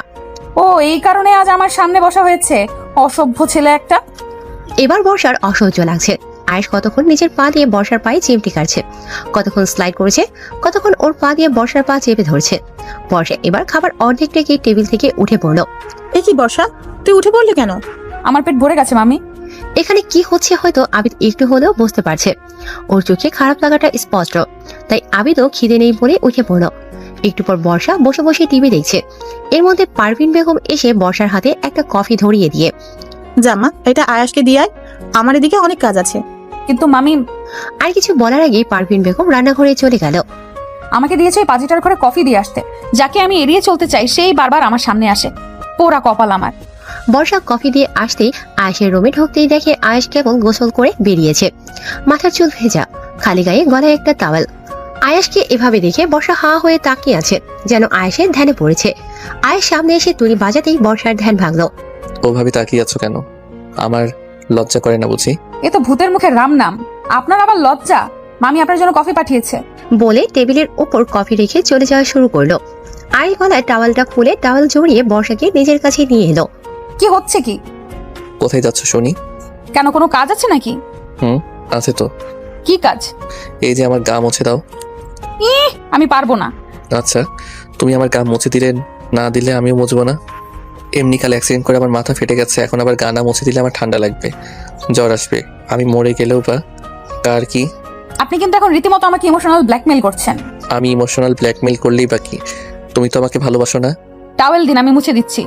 বর্ষার টাওয়াল দিয়ে আয়েশের গা মুছে দিচ্ছে, আর আয়াস মুসকি মুসকি হাসে। আমার টুনটুনি পাখিটা এবার ভালোভাবে ফেসেছে। কাল আফরিনের গায়ে হলুদ, বাড়ি ভর্তি মানুষ। এত মানুষ কোথায় ঘুমাবে? ঠিক হলো আয়াস, আবিদ আর ওর দুই মামাতো ভাই এক রুমে ঘুমাবে। কথাটা শুনে আয়েশের মেজাজ আকাশ চলো। ও কিছুতেই ওর রুমে কাউকে অ্যালাউ করবে না। আমার রুমে এত মানুষ ঘুমালে আমার বউটাকে আমার কাছে আনবো কিভাবে? সারাদিন আমার টুনটুনি পাখিটা আমার থেকে পালিয়ে বেড়ায়, রাত হলে একটু ভয় দেখিয়ে ব্ল্যাকমেইল করে আমার কাছে পাই। অনেক বারণ করা সত্ত্বেও কেউ আয়েশের কথা শুনলো না। ওর রুমে ওরা 4 জন ঘুমালো। এদিকে বর্ষার রুমেও আজ অনেক মানুষ, এক রুমে 5টা মেয়ে ঘুমাবে। মাঝরাতে আয়াস বিছানায় শুয়ে এপাশ ওপাশ করছে, ওর ঘুম আসছে না। এই কয়দিনই টুনটুনি পাখিটা আমার অভ্যাসটা খারাপ করে দিয়েছে। ওকে না জড়িয়ে ধরে ঘুমালে আমার ঘুমই হয় না। যাক, আজ আর ওকে কাছে পাবো না তো যাই অন্তত আমার টুনটুনি পাখিটাকে একবার একটু দেখে আসি। বলে পা টিপে টিপে রুম থেকে বেরিয়ে গেল। বর্ষার রুমের কাছে গিয়ে দেখে ওরা এখনো ঘুমায়নি। হঠাৎ আয়েশ শুনতে পেল আনিকা বলছে, এই তোরা এখন ঘুম না হয় চোখের নিচে আবার ডার্ক সার্কেল পড়বে, তখন ছেলে পটাবে কিভাবে? অমনি আয়েশের মাথা গরম ছিল। আনিকার এই কথা শুনে আয়েশের মাথা আরো গরম হয়ে গেল। এটা কি আমার বোন? সন্দেহ হচ্ছে। সব সময় আমার পিছনে বাঁশ দেওয়ার জন্য রেডি হয়ে থাকে। আমার সামনে আমার বউকে কিনা অন্য ছেলে পটানোর বুদ্ধি দেয়। কিন্তু আনিকার কথা শুনে আয়েশের মাথায় একটা বুদ্ধি আসে। আচ্ছা, আমি যেমন অন্য ছেলেদের সাথে ওকে দেখলে আমার জেলাস হয়, ওরও কি আমাকে অন্য মেয়েদের সাথে দেখলে এমন জেলাস হয়? সিনেমায় তো দেখি নায়ক নায়িকার সামনে অন্য মেয়েদের সাথে ফ্ল্যাটিং করলে নায়িকা কেঁদে কেটে এসে নায়কের কাছে তাই ভালোবাসার কথা বলে। আমিও যদি টুনটুনির সামনে অন্য মেয়েদের সাথে কথা বলি, টুনটুনিও কি আমার কাছে এসে ওর ভালোবাসার কথা বলে দেবে? দেখতে হচ্ছে তো বিষয়টা। বলে একটা বাঁকা হাসি দিয়ে নিজের রুমে চলে গেল আয়াস। পরের দিন আফরিনের গায়ে হলুদ। আজ সব ছেলেরা পরেছে হলুদ পাঞ্জাবি আর মেয়েরা হলুদ শাড়ি। আয়াস সেই কখন থেকে রেডি হয়ে বসে আছে তার টুনটুনি পাখিকে আজকে শাড়িতে কেমন লাগছে দেখবে বলে। কিন্তু বর্ষার তো কোনো খোঁজ খবরই নেই।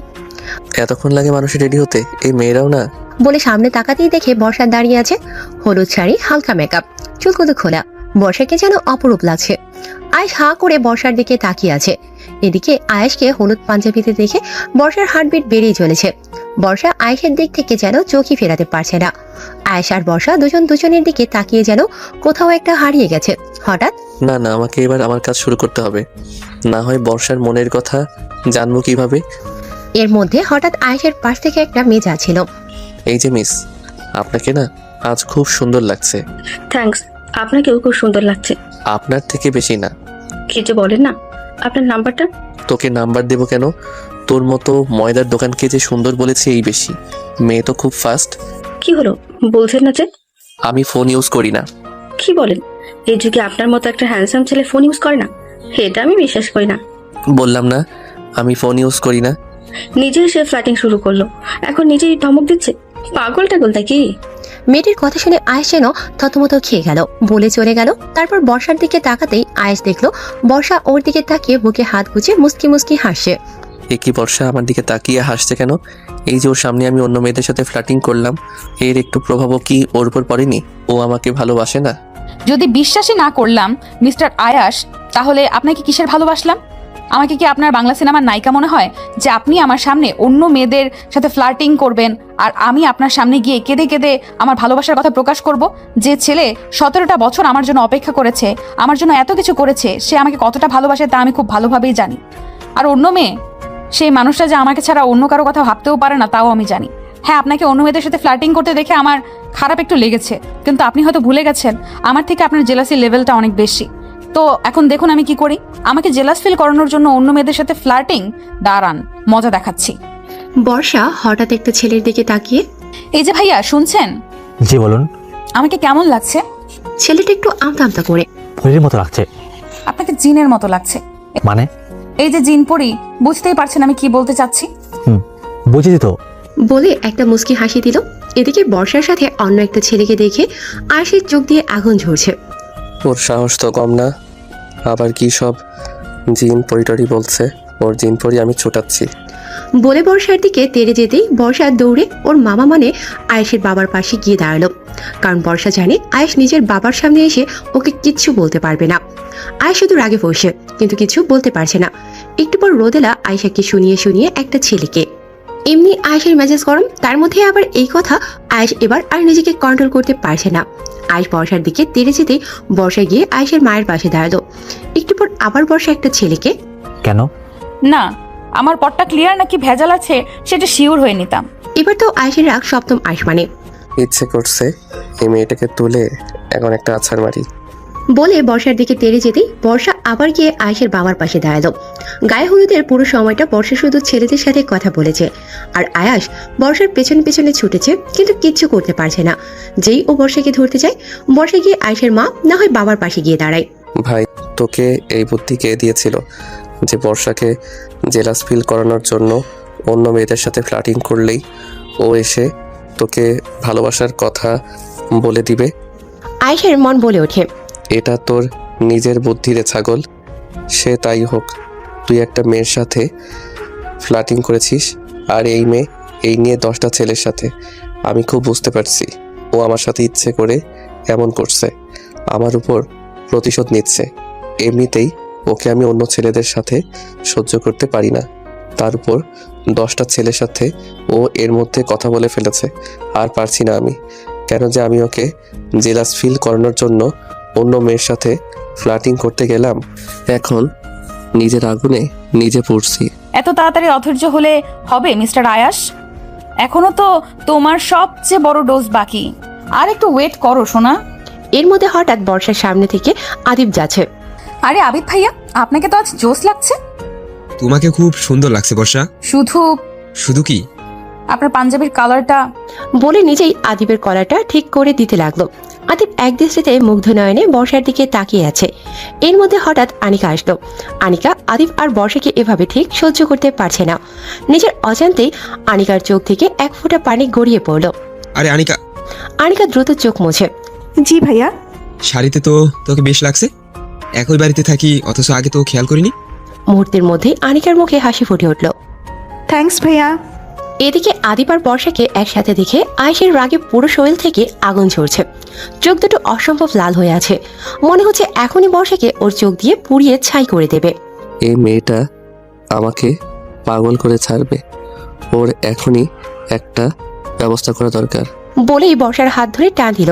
বর্ষা প্রতিবার পালিয়ে গেল। এবার হঠাৎ আনিকা এসে পড়ায় আর পালাতে পারেনি। আর কিছু বুঝে ওঠার আগেই আয়েশ গিয়ে বর্ষার হাত চেপে ধরে। বর্ষার তো প্রাণ যায় যায় পালা। আমি শিওর এই লোকটা এখন আমার উপর প্রচন্ড রেগে আছে। আমাকে নিয়ে এখন কাঁচায় টুক করে গিলে ফেলবে। ভাজাভাজির কোনো চান্সই নেই। কি করব আমি এখন? এই লোকটার কাছ থেকে আমি এখন বাঁচবো কিভাবে? আয়েশ রাগে গট গট করতে করতে বর্ষাকে টেনে নিয়ে যাচ্ছে। আরে ভাইয়া, বর্ষাকে নিয়ে কোথায় যাচ্ছিস? আয়েশ কোনো কথা না বলে এক মনে হাঁটছে। বর্ষা নিজেকে ছাড়ানোর অনেক চেষ্টা করছে, কিন্তু পারছে না। ও একটা মেয়ে মানুষ হয়ে কিভাবে এত বড় একটা দামড়া ছেলের সাথে পেরে উঠবে? বর্ষাকে টেনে এনে আয়েশের গাড়ির মধ্যে ছুঁড়ে ফেলে দিয়ে নিজের ড্রাইভিং সিটে বসে গাড়ি স্টার্ট দিল। যা ভাবছিলাম তাই, উনি আমাকে মেরে ফেলবে। বাড়ি থেকে দূরে নিয়ে গিয়ে আমাকে মেরে ফেলে দিয়ে আসবে, যাতে বাড়ির কেউ টের না পায়। কি শয়তানি চিন্তা ভাবনা! না না, যে করেই হোক নিজেকে বাঁচাতেই হবে। ভয় পেলে চলবে না। হেল্প হেল্প, কেউ আমাকে বাঁচান। এই ছেলেটা আমাকে মেরে ফেলবে। এই আমাকে কোথায় নিয়ে যাচ্ছেন? গাড়ি থামান, হেল্প হেল্প। এই চুপ, একদম চুপ। আর একটা কথা বললে সত্যি সত্যি গাড়ি থেকে ফেলে দিয়ে গাড়ি দিয়ে পিষে মেরে ফেলবো, তারপর সবাইকে বলবো অ্যাক্সিডেন্ট। আয়েশের ধমক শুনে বর্ষা ভয়ে চুপসে গেল। এই ছেলেকে এখন বিশ্বাস নেই। যে পরিমাণ রেগে আছে, এখন যা খুশি করতে পারে। আমি নিজেই তো ওনাকে রাগিয়ে দিয়েছি। বুঝতে পারিনি যে এমন ভাবে ফেসে যাব। সব হয়েছে ওই আনিকার জন্য। ওর একদম ওই সময় আসা লাগে। ওর জন্য আমার এই রাক্ষসটার হাত থেকে পালানোর সুযোগ পাইনি। আল্লাহ, তোমার কাছে বিচার দিলাম। আমার মৃত্যুর জন্য দায়ী থাকবে এই দুই ভাই বোন, আয়াস আর আনিকা। আয়েশ হঠাৎ গাড়ি থামালো। বর্ষা তাকিয়ে দেখে কাজী অফিস। এ কি? আমাকে এখানে নিয়ে এসেছেন কেন? গাড়ি থেকে নামো। না, আমি নামবো না। আপনি আমাকে এখানে কেন এনেছেন?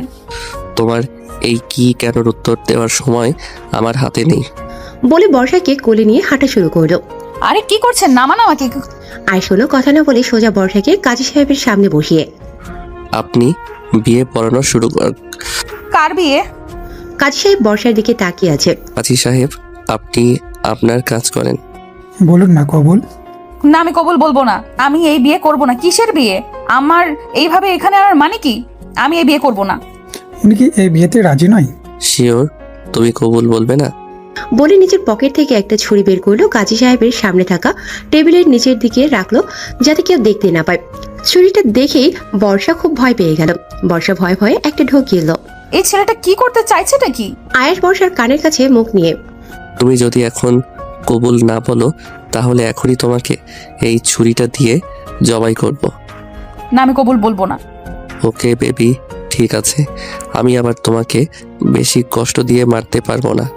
প্রথমে তুমি যে মুখ দিয়ে কবুল বলনি সেই মুখটা জাপানের কুচিসাকি ওনার মতো করে কেটে দেব। তারপর তোমার মুখটা থেকে রক্ত গড়িয়ে গড়িয়ে পড়বে। তারপর যে ঠোঁট দুটো নাচিয়ে নাচিয়ে তুমি আমার সামনে অন্য ছেলেদের সাথে কথা বলছিলে সেই ঠোঁট দুটো কেটে নেব। তারপর তোমার গলাটা কেটে দেব। তোমার গলা থেকে ছিঁড়ছিঁড় করে রক্ত বের হবে। তারপর তুমি যে জিভ দিয়ে আমার সামনে অন্য ছেলেদের সাথে কথা বলছিলে সেই জিভটা কেটে 1,00,000 টুকরো করব। তাকে বলে কিমা করব। জাস্ট এইটুকু বলতেই আয়েশ ছুরিটা আস্তে আস্তে বর্ষার দিকে এগিয়ে নিয়ে যেতে লাগলো। কবুল কবুল কবুল। আয়েশের কথা শুনে বর্ষার শরীরে লোম সব দাঁড়িয়ে গেছে। তাই ভয়ে বর্ষা কবুল বলে দিয়েছে। আয়েশ আর বর্ষার বিয়ের সম্পূর্ণ হলো। গাড়িতে বাইরের দিকে মুখ করে আছে বর্ষা। একটা কথা বলছে না আয়েশের সাথে। একটু আগেও সব ঠিক ছিল, মুহূর্তের মধ্যে কি থেকে কি হয়ে গেল। বর্ষার খুব খারাপ লাগছে। আমি চেয়েছিলাম আয়েশকে বিয়ে করতে, কিন্তু আমি তো এটা চাইনি। আমি তো চেয়েছিলাম বাড়ির সবার দোয়া ভালোবাসা নিয়ে বিয়ে করব। আমি বাবা মায়ের বড় মেয়ে। আমার বিয়ে নিয়ে তাদের কত স্বপ্ন। মা তার জামাইকে এই করবে সেই করবে, তার কত স্বপ্ন। তারা যদি জানতে পারে খুব কষ্ট পাবে। ছোট বোনটা তো সারা দিন আপনি তোর বিয়েতে আমি নাচবো, এই করব সেই করব। আর মামা মামি তারা তো আমাকে নিজেদের মেয়ের মতোই ভাবে। আর সেখানে আমি কিনা সবাইকে আমি কি জবাব দেব, কি উত্তর দেব আমি সবাইকে? তুমি এত চিন্তা করো না টুনটুনি পাখি। আমি আমাদের বিয়ের কথা কাউকে বলবো না। আমি তোমাকে পারিবারিক অনুমতি নিয়ে ধুমধাম করে আবার বিয়ে করব। আমি জানি তুমি আমাদের সেই ছোটবেলার বিয়ে মানো না, কিন্তু আমি তো মানি। সেই ছোটবেলা থেকে আমার সকল মান অভিমান অনুভূতি স্বপ্ন সব তোমাকে ঘিরে। কত বছর পর আমি তোমাকে আবার পেয়েছি। আমি পারবো না তোমাকে আবার হারাতে, কিন্তু তোমাকে হারানোর ভয় যে আমাকে প্রতিনিয়ত তাড়া করে বেড়াচ্ছিল, তাই এই বিয়েটা করে রাখলাম। তুই মানো আর না মানো, এখন তুমি আমার লিগেল ওয়াইফ। তুই চাইলেও এখন আর আমার থেকে দূরে যেতে পারবে না। তোমাকে হারানোর ভয়ে আমি আজ একটা স্বার্থপরের মতো কাজ করেছি আমি জানি, কিন্তু প্লিজ টুনটুনি পাখি আমাকে মাফ করে দিও প্লিজ। আয়েশ বর্ষাকে বাড়ির সামনে নামিয়ে দিয়ে কোথাও একটা চলে গেল। অনেক রাত অব্দি আয়েশকে আর কোথাও দেখা যাচ্ছে না। কিন্তু যতই রাগ অভিমান থাকুক না কেন, বর্ষার এই বেহাল চোখ দুটো যে শুধু আয়েশকেই খুঁজছে। এখন আর বাড়ি থাকবে কেন? বিয়েটা তো করে নিয়েছে, নিজের নামে স্ট্যাম্পটা আমার নামের উপরে দিয়ে দিয়েছে। এখন আমি ওনার সম্পত্তি কিনা, এখন আর আমাকে চিনবে না। আর এই কয়দিন আমাকে পটানোর জন্য কত ঢং। সব ছেলেরাই এক। মাঝরাত বর্ষার রুমে ওরা 4-5 জন ঘুমিয়েছে। বিয়ে উপলক্ষে বাড়িতে অনেক মানুষ কিনা। বর্ষার কিছুতেই ঘুম আসে না। ও বিছানায় শুয়ে শুয়ে এপাশ ওপাশ করছে আর ভাবছে আজ কি থেকে কি হয়ে গেল। এর মধ্যে বর্ষা অনুভব করলো কেউ ওর মাথায় হাত বুলিয়ে দিয়েছে। তাকিয়ে দেখে আয়াস। বর্ষা হকচকিয়ে ওঠে। আপনি এখানে? আরে আসতে বলো, ওরা উঠে যাবে তো। আপনি এখানে এসেছেন কেন? তোমাকে নিতে। মানে? ভুলে গেলে আজ আমাদের বাসর রাত। বাসর রাতে আর কোন ছেলে বাসর রাতে পৌঁছানো থাকে বলো তো? আমি আপনার সাথে কোথাও যাব না। ভালোই ভালোই চলো বলছি, না হয় আমি কিন্তু বাড়ির সবাইকে আমাদের বিয়ের কথা জানিয়ে দেব। তখন কি হবে বুঝতেই পারছো। কোথায় যেতে হবে চলুন বলে উঠে হাঁটা ধরলো। এই তো বাছা, লাইনে আসো বলে বর্ষাকে কোলে তুলে নিল। আরে কি করছেন? নামান আমাকে। এই বাসর রাতে আমার বউ তার স্বামী থাকতে হেঁটে হেঁটে যাবে? আমি আমার ছোট্ট কিউট মিষ্টি বউটাকে এত কষ্ট দিতে পারি বলো? ঢং যত, সেই তো আমাকে বাড়ির সামনে নামিয়ে দিয়ে কোথায় হাওয়া হয়ে গেলেন, আর কোনো খোঁজ নেই আপনার। বর্ষার কথা শুনে কোনো উত্তর না দিয়ে আয়েশ বর্ষাকে কোলে তুলে নিয়ে হাঁটা ধরলো। আয়েশ বর্ষাকে কোলে নিয়ে ছাদের চিলে কোঠার রুমটিতে নামালো। বর্ষার সামনের দিকে তাকিয়ে অবাক। পুরো রুমটা জ্বলন্ত মোমবাতি দিয়ে সাজানো আর লেখা আই লাভ ইউ টুনটুনি। তারপর বর্ষার হাতে একটা প্যাকেট দিল। এটা কি? খুলে দেখো। বর্ষা প্যাকেটটা খুলে দেখি তো অবাক। এটা তো সেই শাড়িটা যেটা তুমি শপিং মলে হা করে দেখছিলে। আমি দেখেই বুঝেছিলাম শাড়িটা তোমার অনেক পছন্দ হয়েছে। তখনই শাড়িটা কিনে নিয়ে এসেছিলাম, কিন্তু অপেক্ষায় ছিলাম যে সঠিক সময় তোমাকে শাড়িটা দেব। আর আজ রাতের থেকে সঠিক সময় তো আর হতে পারে না। কিন্তু এই যে সব আপনি কখন করলেন? ওই যে যখন তোমাকে বাসার সামনে নামিয়ে দিয়ে হাওয়া হয়ে গিয়েছিলাম, তখন আমার রুমে তো 3-4 জন ঘুমাবে, সেখানে তো তোমাকে নিতে পারবো না। আর আজ আমার বাসর রাত, কোনো মতেই আমার বাসর রাতে বউ ছাড়া থাকা যাবে না। কি করব ভাবতে ভাবতে চিলেকোঠার ঘরটির কথা মনে পড়লো। হয়তো খুব সুন্দর কিছু করতে পারিনি, কিন্তু এইটুকু সময়ে যতটুকু পেরেছি করেছি।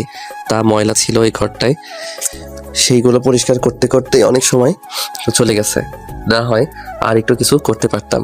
আয়েশের কথা শুনে বর্ষার চোখ দুটো ছলছল করে উঠল। মানুষটা আমাকে এত ভালোবাসে? আমার উত্তরটা কিন্তু এখনো পেলাম না। কিসের উত্তর? এই যে লেখাটার, এটার তো একটা উত্তর আছে, তাই না? জানি না। আচ্ছা মানলাম জানো না, কিন্তু এখন কি আমরা আমাদের বাসরাতটা শুরু করতে পারি? মানে বোঝাচ্ছি তোমাকে। বলে বর্ষার কোমর ধরে টেনে নিজের কাছে নিয়ে আসলো। বর্ষার চুলগুলো ওর কানে গুজে দিয়ে এখন আমি আমার বউকে আদর করব। কিসের বউ? আপনি আমাকে ভয় দেখিয়ে জোর করে বিয়ে করেছেন, এই বিয়ে আমি মানি না। তুমি মানো আর নাই মানো, এখন তুমি আমার লিগ্যাল ওয়াইফ। আর এখন আমার বউয়ের সাথে যে কোনো কিছু করার অধিকার আমার আছে। তুমি বুঝতেই পারছো আমি ঠিক কি বোঝাতে চাচ্ছি। উফ বউ, আমি আর পারছি না। আমি এই শীতে এই রাতে গোসল করতে পারবো না। ছি। বর্ষার কথা শুনে আয়াস খিলখিল করে হেসে উঠল। সিসি বউ, তুমি এত নোংরা কথা চিন্তা করো? তোমার মাথায় এইসব কথা ঘুরছিল বউ? তুমি কি ভেবেছিলে যে আমি তোমার সাথে এখন কি করব যাতে তোমার গোসল করা লাগবে? উফ সরি বউ, ওসব করার পর তো গোসল করা ফরজ হয়ে যায়, কিন্তু আমি ভাবিনি যে ওসব কিছু করব আজকে। কিন্তু তোমার চিন্তা ভাবনা তো আমার থেকেও ফাস্ট বউ। আয়েশের কথা এবার বর্ষার লজ্জায় মাটির সাথে মিশে যেতে ইচ্ছে করছে। আমি মুখ ফুসকে এটা কি বলে ফেললাম? লজ্জায় বর্ষার মুখ লাল হয়ে গেছে। তা বউ, তুমি যখন চাচ্ছ তখন আর দেরি করে লাভ কি? শুভ কাজে দেরি করতে নেই, চলো তোমার গোসল করার ব্যবস্থাটা করেই দেই। বলে বর্ষার দিকে এক পা করে আগাতে শুরু করলো, আর বর্ষা এক পা করে পিছিয়ে যেতে থাকলো। এই আমার দিকে আগাবেন না বলে দিচ্ছি, দূরে যান দূরে যান। কেন বউ, এখন লজ্জা পাচ্ছ কেন? কাছে এসো। ইস বউ, তোমাকে লজ্জা পেলে যে কি কিউট লাগে, একদম নেশা ধরে যায়। বর্ষা পিছিয়ে যেতে যেতে দেয়ালে পিঠ থেকে গেছে, এখন আর যাওয়ার জায়গা নেই। এখন আর কোথায় পালাবে বউ? এখন তো আমার কাছে আসতেই হবে। টুনটুনি পাখিটা আমার। হঠাৎ বর্ষা আয়েশের শার্টের কলার ধরে নিজের কাছে নিয়ে আসলো। আমি আর পারছি না বেবি, কাছে এসো। বর্ষার হঠাৎ এমন কাণ্ডে আয়েশ হতভম্ব। বর্ষার কথা শুনে আয়েশের চোখগুলো গোল গোল হয়ে গেছে। আমি ভুল শুনলাম না তো? কি বলছে এইসব এই মেয়েটা? এবার আয়েশ এক পা করে পিছিয়ে যাচ্ছে, আর বর্ষা এক পা করে আয়েশের দিকে এগিয়ে যাচ্ছে। আয়েশ বর্ষাকে ওর দিকে এভাবে যেতে দেখে খুব ঘাবড়ে গেছে। আয়েশের কপালে বিন্দু বিন্দু ঘাম এসে জমা হয়েছে। কি হলো বেবি, ভয় পাচ্ছ কেন? আমি না তোমার বউ, আমাকে আদর করবে না সোনা? এখন দূরে যাচ্ছ কেন বেবি? Come on baby. হঠাৎ আয়েশকে ধাক্কা দিয়ে নিচে ফেলে দিল বর্ষা। তারপর আয়েশের গায়ের উপর উঠে বসলো। আলতোভাবে আয়েশের কপালের উপর থেকে আঙুল নামিয়ে আয়েশের বুকের কাছে আনলো। তারপর আয়েশের শার্টের বোতাম খুলতে শুরু করলো। আয়েশ একটা শুকনো ঢোক গেলে। কি করছো? নিজের স্বামীকে আদর করছি, দেখছো না? তোমার আর আমার ফরজ গোসল করার ব্যবস্থা করছি বেবি, ডিস্টার্ব করো না, আমাকে আদর করতে দাও। আয়েশ কল্পনায়ও কখনো বর্ষাকে এভাবে কল্পনা করেনি। হঠাৎ বর্ষার এমন রূপ ওর ঠিক হজম হচ্ছে না। ওর কোথায় যেন একটা খটকা লাগছে। একটু আগেই তো মেয়েটা খুব ভয় পাচ্ছিল, হঠাৎ কি হলো মেয়েটার? তবুও কিছু বললো না, কারণ বর্ষা আজ নিজে থেকে ওর কাছে আসতে চাইছে। ও চায় বর্ষার ভালোবাসার পরশে আজ পাগল হয়ে যেতে। কত বছরের অপেক্ষা আজ পূর্ণতা পাবে। বর্ষা আয়েশের শার্টটা খুলে ছুঁড়ে ফেলে দিল, তারপর আয়েশের বুকে নিজের মুখ ঢুকিয়ে দিল। বলে গগন বিদারী এক চিৎকার দিয়ে উঠল, কারণ বর্ষা ওর বুকে সজোরে কামড় বসিয়ে দিয়েছে। আয়েশের বুকে বর্ষার দাঁতগুলো একদম বসে গেছে, মনে হচ্ছে এখনই রক্ত বের হবে। কি ভেবেছিলেন আমি আপনাকে আদর করব? ইস শখ কত সেগুড়ে বালি। ফের আমার কাছাকাছি আসার আগে আমার এই কামড়ের কথা মনে করবেন। বলে হনহন করে বেরিয়ে চলে গেল। আয়েশ বর্ষার কামড়ের দাগের দিকে তাকিয়ে একটা মুচকি হাসি দিল। থাক না, তোমার এই কামড়টাই আমার আর তোমার জীবনের প্রথম রাতের চিহ্ন হিসেবে। তোমার এই দাঁতের দাগগুলো আমার বুকে ব্যথার চেয়ে আনন্দটাই বেশি দিয়েছে টুনটুনি। আজ আফরিনের বিয়ে। বর্ষা কাল আয়েশের দেওয়া শাড়িটা পরেছে। যদিও আফরিনের বিয়ের দিন বর্ষা লেহেঙ্গা পরবে বলে লেহেঙ্গা কিনেছিল, কিন্তু আজ ওর আয়েশের দেওয়া শাড়িটাই বেশি পরতে ইচ্ছে করছে। বর্ষা শাড়িটা পরে হালকা মেকআপ করে বিয়ে বাড়িতে ঘুরছে, আর কাল রাতের ঘটনাগুলো একের পর এক ভাবছে। কি থেকে কি হয়ে গেল, বাবা মাকে ও কি জবাব দেবে, এইসব। ও নিজের চিন্তা এতই মত্ত ছিল যে চারদিকে ওর কোনো খেয়াল নেই। হঠাৎ অসাবধানতা বশত ওর শাড়িটা একটু সরে গিয়ে পেটের কিছু অংশ দেখা যাচ্ছিল। ওদিকে ওর কোনো খেয়াল নেই, কিন্তু কতগুলো ছেলে ওর পেটের দিকে বাজে নজরে তাকিয়েছিল। আর এটা দেখে আয়েশের মাথায় রক্ত উঠে গেছে। ওর রাগ বা ওর নিজে কোনোটাই ওর নিয়ন্ত্রণে নেই। ও এখন কি করছে কিছুই ওর মাথায় নেই। হঠাৎ আয়েশ এসে বর্ষার হাত ধরে টানতে টানতে নিয়ে গেল। আরে আরে, কোথায় নিয়ে যাচ্ছেন আমাকে? আয়েশ কিছু না বলে বর্ষাকে রুমে এনে দেওয়ালের সাথে চেপে ধরল। পরপুরুষকে নিজের শরীর না দেখালে বুঝি তোমার পেটের ভাত হজম হয় না? কি বলছেন এসব? এখন কিছু বুঝতে পারছো না? একটু আগে তো ঠিকই অন্য ছেলেদের পেট দেখিয়ে আকৃষ্ট করেছিলে। বর্ষা ওর পেটের দিকে তাকিয়ে দেখে শাড়ির কিছুটা অংশ সরে গিয়েছে। দেখুন, আপনি ভুল করছেন। এখন তো আমি ভুল করবই। আসলে তোমাদের মতো মেয়েদের বিশ্বাস করাই ভুল। আমাকে রেখে এখন পরকিয়া করতে চাইছিলিস, তাই অন্য ছেলেদের নিজের শরীর দেখিয়ে বেড়াচ্ছিলি। কথাটা সোজা গিয়ে বর্ষার কলিজায় আঘাত করেছে। না চাইতেও ওর চোখ দিয়ে গড়িয়ে পানি পড়ছে।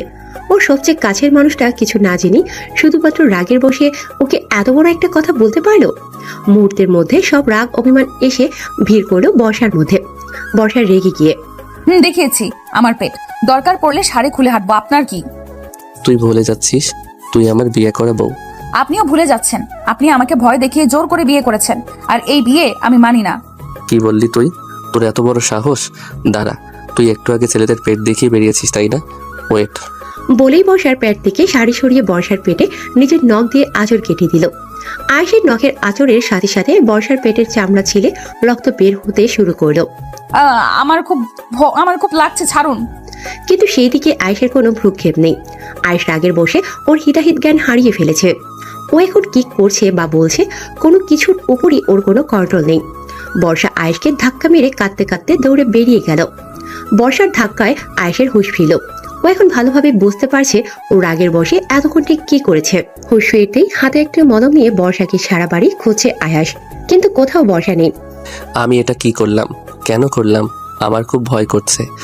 আমার উপর রাগ করে আমার টুনটুনি পাখিটা আবার আমাকে ছেড়ে চলে যাবে না তো? না না, আমার কলিজাটাকে আমাকে ছেড়ে যেতেই দেব না, কখনো না।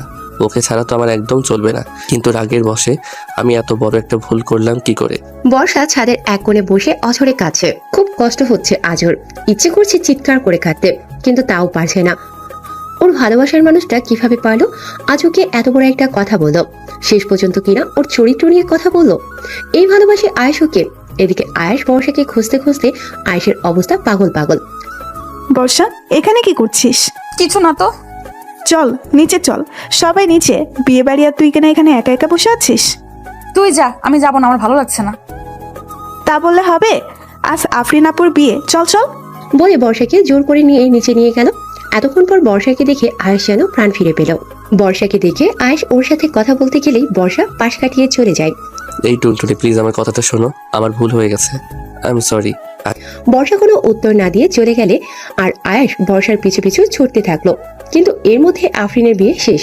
এখন আফরিনের বিদায়। আর আয়েশ আফরিনের একমাত্র ভাই, তাই ওর অনেক কাজ। তাই আফরিনের বিদায়ীতে আয়েশ ব্যস্ত হয়ে আর বর্ষার কাছে যেতে পারল না।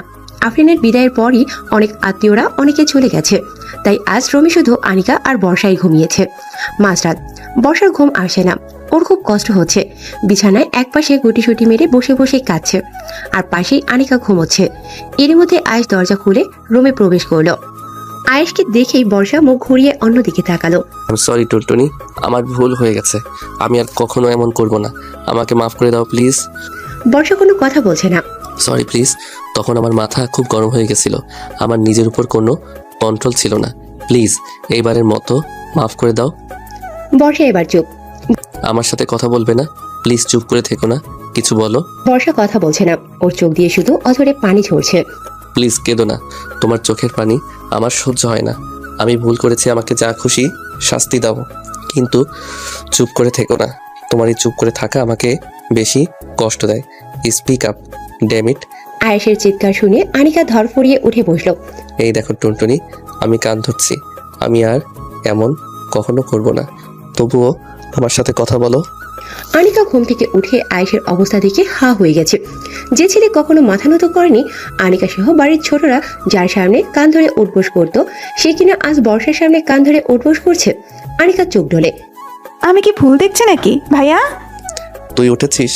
দেখ না বর্ষা আমার সাথে কথা বলছে না। তো তো তুমি সেই ছেলে বর্ষা যার কথা বলেছিল যে বর্ষা ওকে পছন্দ করে? এখন কি ওইসব কথার সময় নাকি? আমি সেই ছেলে। তাহলে এখন বুঝতে পারছি যে ভাইয়া কেন ওই দিন আমার উপর রাগ করেছিল। এর জন্যই আমাকে সেদিন ঘরের শত্রু বিভীষণ বলেছিল। আয়েশ বর্ষাকে হাত ধরে টেনে রুমের বাইরে বের করে দিল। ঢং বন্ধ করুন।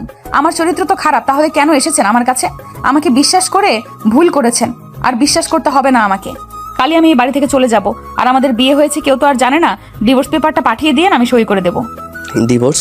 তোমাকে আমি কোনোদিন ডিভোর্স দেব না, মরে গেলেও না। তুমি আমার, শুধু আমার।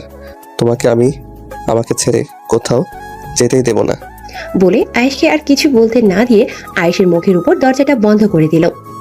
বলে দরজার সামনে বসে পড়ল, যাতে বর্ষার রুম থেকে বের হলেই আয়েশ ওকে দেখতে পায় আর বর্ষা ওকে ছেড়ে না যেতে পারে। বর্ষা ভাইয়া অনেক কষ্ট পাচ্ছে, তুই এমন করিস না ভাইয়ার সাথে। তোর ভাইকে আমি এত সহজে মাফ করব না। তোর ভাই কি করেছে জানিস? কি এমন করেছে ভাইয়া? তোর ভাই আমাকে চরিত্রহীনা বলেছে, বলেছে আমার মতো মেয়েদের বিশ্বাস করে ভুল করেনি। তারপর আমার সাথে কি করেছে দেখ। বলে বর্ষা নিজের পেটের উপর থেকে কাপড়টা একটু সরিয়ে আয়েশের নখের আঁচড়গুলো আনিকাকে দেখালো।